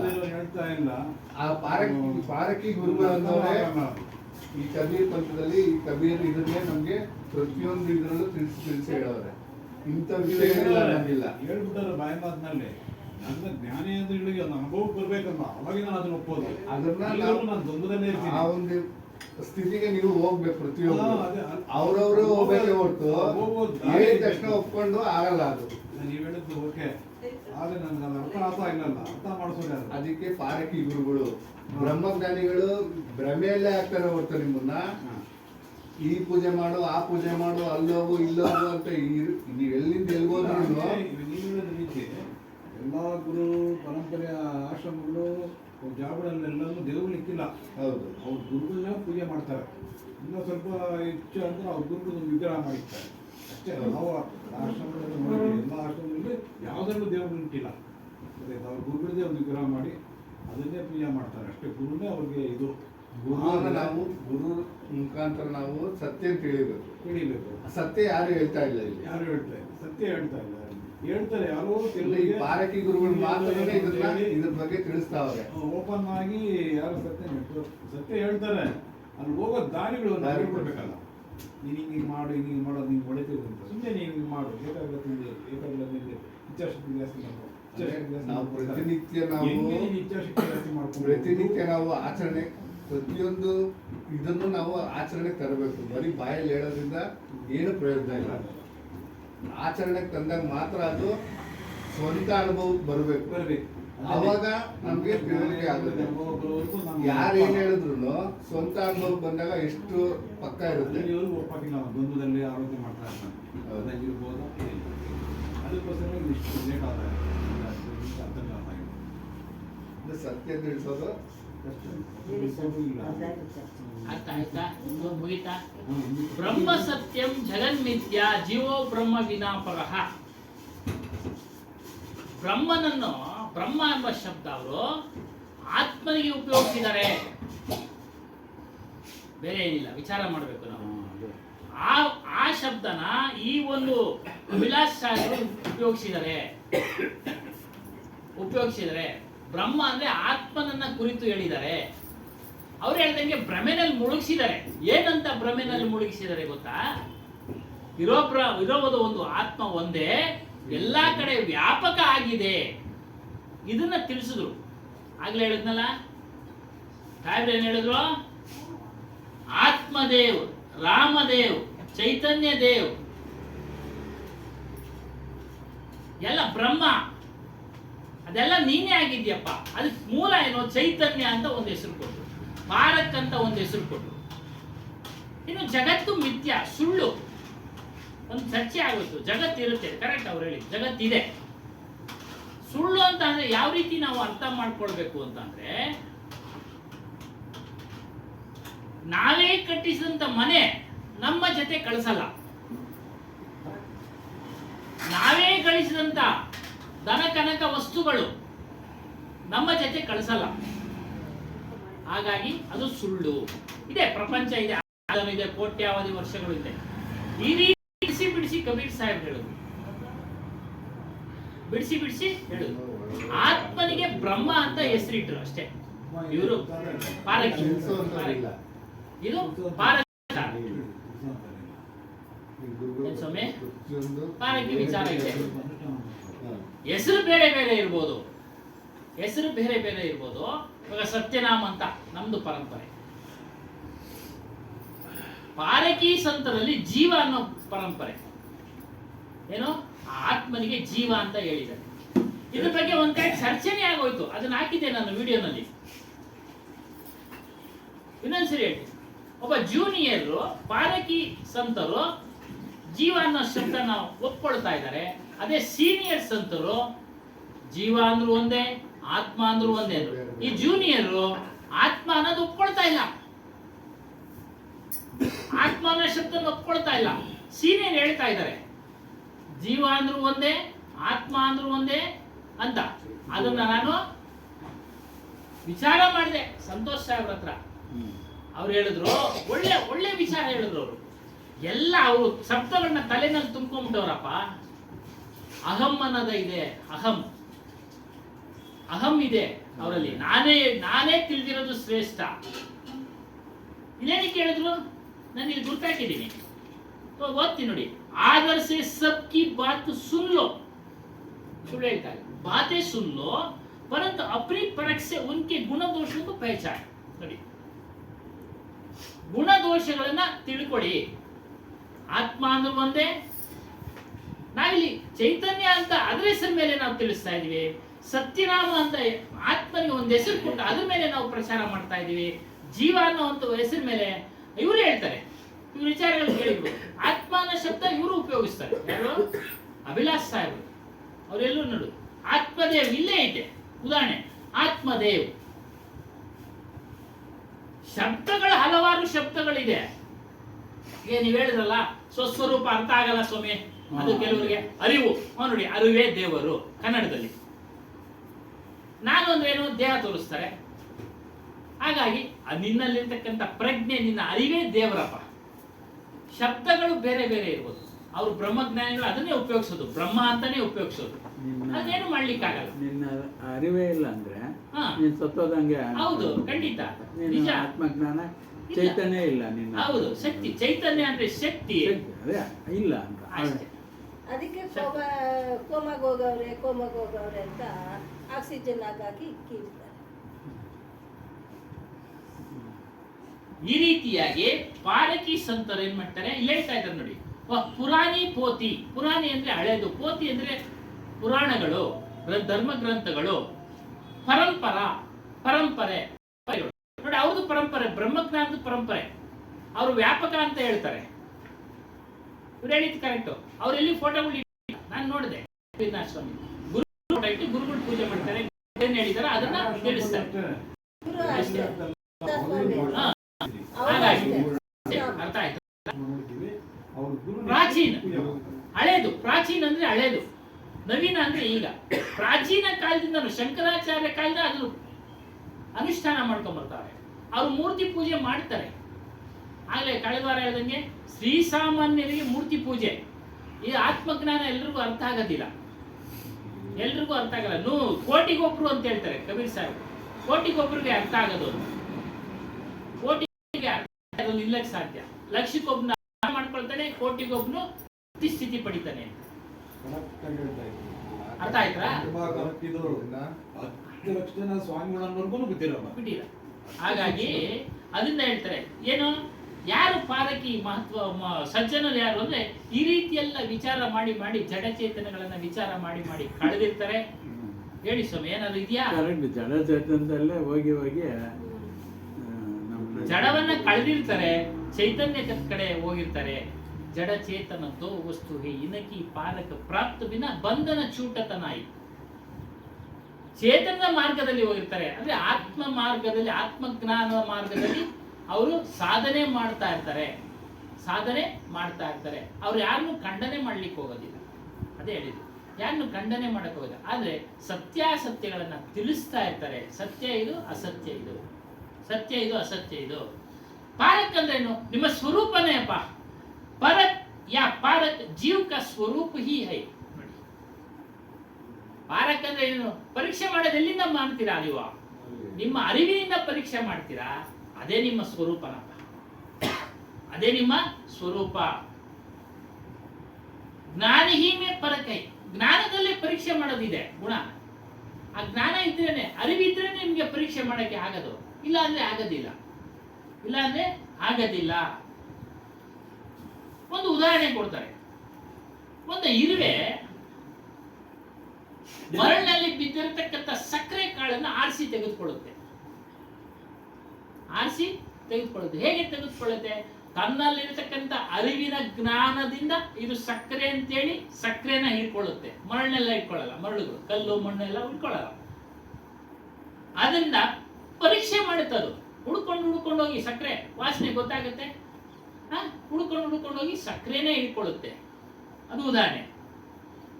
ನಾವು ಮನುಷ್ಯರಾಗಿ ವಿವೇಕವನ್ನ ಗಳಿಸಬೇಕು. ಸಾಧನಾ ಮಾರ್ಗದಲ್ಲಿ ನಡಿಬೇಕು. ಆದ್ರೆ ಧರ್ಮದ ಹೆಸರಿನಲ್ಲಿ ಅಂಧವಿಶ್ವಾಸಗಳನ್ನು ನಾವು ಮಾಡ್ತಾ ಇದ್ದೀವಿ. ಮೂಢನಂಬಿಕೆಗಳನ್ನು ಆಚರಣೆಯಲ್ಲಿ ತೊಳ್ಕೊಂಡಿದ್ದೀವಿ. ಅದನ್ನ ನಿಷ್ಪಕ್ಷವಾಗಿ ಪರೀಕ್ಷೆ ಮಾಡಿ ಸಾರಾಸಾರಗಳನ್ನ ನಿರ್ಣಯ ಮಾಡಿ, ಸಾರ ಶಬ್ದ, ಅಸಾರ ಶಬ್ದ, ಇವುಗಳನ್ನ ನಿರ್ಣಯ ಮಾಡಿ. ಆದ್ರೆ ದುರ್ಭಾಗ್ಯ, ಮನುಷ್ಯರಲ್ಲಿ ಹಲವಾರು ಜನ ಮೂಢನಂಬಿಕೆಗಳನ್ನು ಆಚರಣೆ ಮಾಡ್ತಾ ಇದ್ದಾರೆ, ದುರ್ಭಾಗ್ಯರಾಗಿದ್ದಾರೆ, ತಮ್ಮನ್ನ ತಾವು ತಿಳಿತಿಲ್ಲ, ಸಾರಾಸಾರಗಳನ್ನ ಪರೀಕ್ಷೆ ಮಾಡ್ತಾ ಇಲ್ಲ. ಅದನ್ನ ಪಾರಕ್ ಅಪರೆ ಸಾತ್ ಮೇ ರಖನೆ ಕಾರಣ ಸಾಧು ಹೈ. ನೋಡಿ, ಪಾರಕ್ ಪರೀಕ್ಷೆಯ ಗುಣ, ಅರಿವಿನ ಗುಣ ಯಾರಲ್ಲಿ ಇದ್ದು ಪರೀಕ್ಷೆ ಮಾಡಿ ಅಸತ್ಯವನ್ನ ಬಿಡ್ತಾ ಇದ್ದಾರೋ ಅಂಥವ್ರು ನಿಜವಾದ ಸಾಧುಗಳು, ಗುರುಗಳು, ಅವರೆಲ್ಲ ಪ್ರಶಂಸರಾಗ್ತಾ ಇದ್ದಾರೆ. ಆದ್ದರಿಂದ ಪಾರಕ್ ಪದ ಕಿ ಪಹಚಾನ್ ಕರ್ನಾ ಚಾಹಿಯೆ. ಪಾರಕ್ ಪದ, ಆ ಪದ ಅಂದ್ರೆ ಏನು, ಪಾರಕ್ ಅಂದ್ರೆ ಏನು, ಅದನ್ನ ತಿಳಿಯುವಂತರಾಗಿ. ಅರ್ಥಾತ್ ಅಪನೇ ಪಾರಕ್ ಸ್ವರೂಪ್, ನಿಮ್ಮ ಸ್ವಸ್ವರೂಪವನ್ನ, ಅದರ ಮಹಿಮೆಯನ್ನು ತಿಳಿರಿ. ಸಮಜಾನಾ ಚಾಹಿಯೆ, ಮಹತ್ವ ಸಮಜಾನಾ ಚಾಹಿಯೆ. ನಿಷ್ಪಕ್ಷ ಸತ್ಯ ಜ್ಞಾನ ಇದೆ ನಿಷ್ಪಕ್ಷ. ಯಾವುದೇ ಪಕ್ಷಪಾತ ಇಲ್ಲ. ಆ ಧರ್ಮದವರು ಈ ಧರ್ಮದವರು ಅಂತೇಳಿ ಪಕ್ಷಪಾತ ಏನು ಮಾಡಕ್ ಹೋಗಬೇಡಿ. ಎಲ್ಲರಲ್ಲೂ ಇದೆ, ಎಲ್ಲರಲ್ಲೂ ಇದೆ, ಎಲ್ಲರಲ್ಲೂ ಅರಿವಿದೆ. ಆದರೆ ಗಿಡಮರಗಳಲ್ಲಿ ಇಲ್ಲ, ಜಡ ವಸ್ತುಗಳಲ್ಲಿ ಇಲ್ಲ. ಇದು ವಿಚಾರ ಮಾಡಿ, ಇದು ವಿಚಾರ ಮಾಡಿ. ಮಾನವರಿಗೆ ಮಾತ್ರ ಸಾಧ್ಯ ಇದನ್ನೆಲ್ಲ ವಿಚಾರ ಮಾಡೋದಕ್ಕೆ, ಪ್ರಾಣಿಗಳಿಗೆ ಸಾಧ್ಯ ಇಲ್ಲ.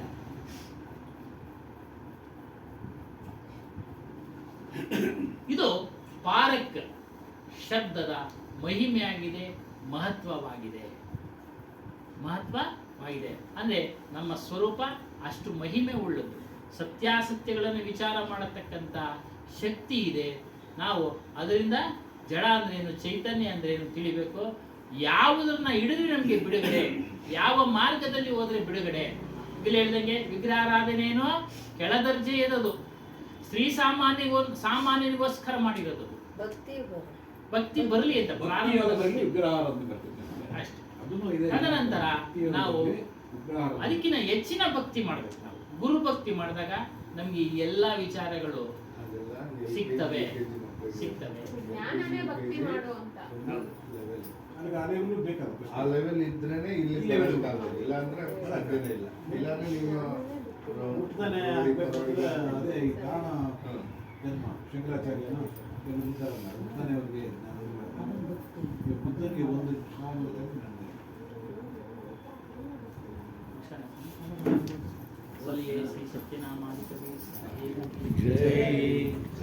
ನಮ್ಮದೇ ಒಂದೇ ಏನು ಇಲ್ಲ. ನಮ್ಮದು ಒಳ್ಳೆಯದೇ ಇದು ಕಬೀರ್ ಆಶ್ರಮ ಅಂತ. ಆದರೆ ಭಾಳಷ್ಟು ಜನಕ್ಕೆ ಗೊತ್ತಿಲ್ಲ. ನನಗೆ ಇದು ಖಂಡಿತ ಇದು ಕಂಪಲ್ಸರಿ ಅಲ್ಲ. ನಾವೇನು ಮಾಡೋಣ ಅಂದರೆ ವರ್ಷಕ್ಕೊಂದು ಸಾರಿ ಒಂದು ಬ್ಯಾನರ್ ಕಟ್ಕೊಂಡು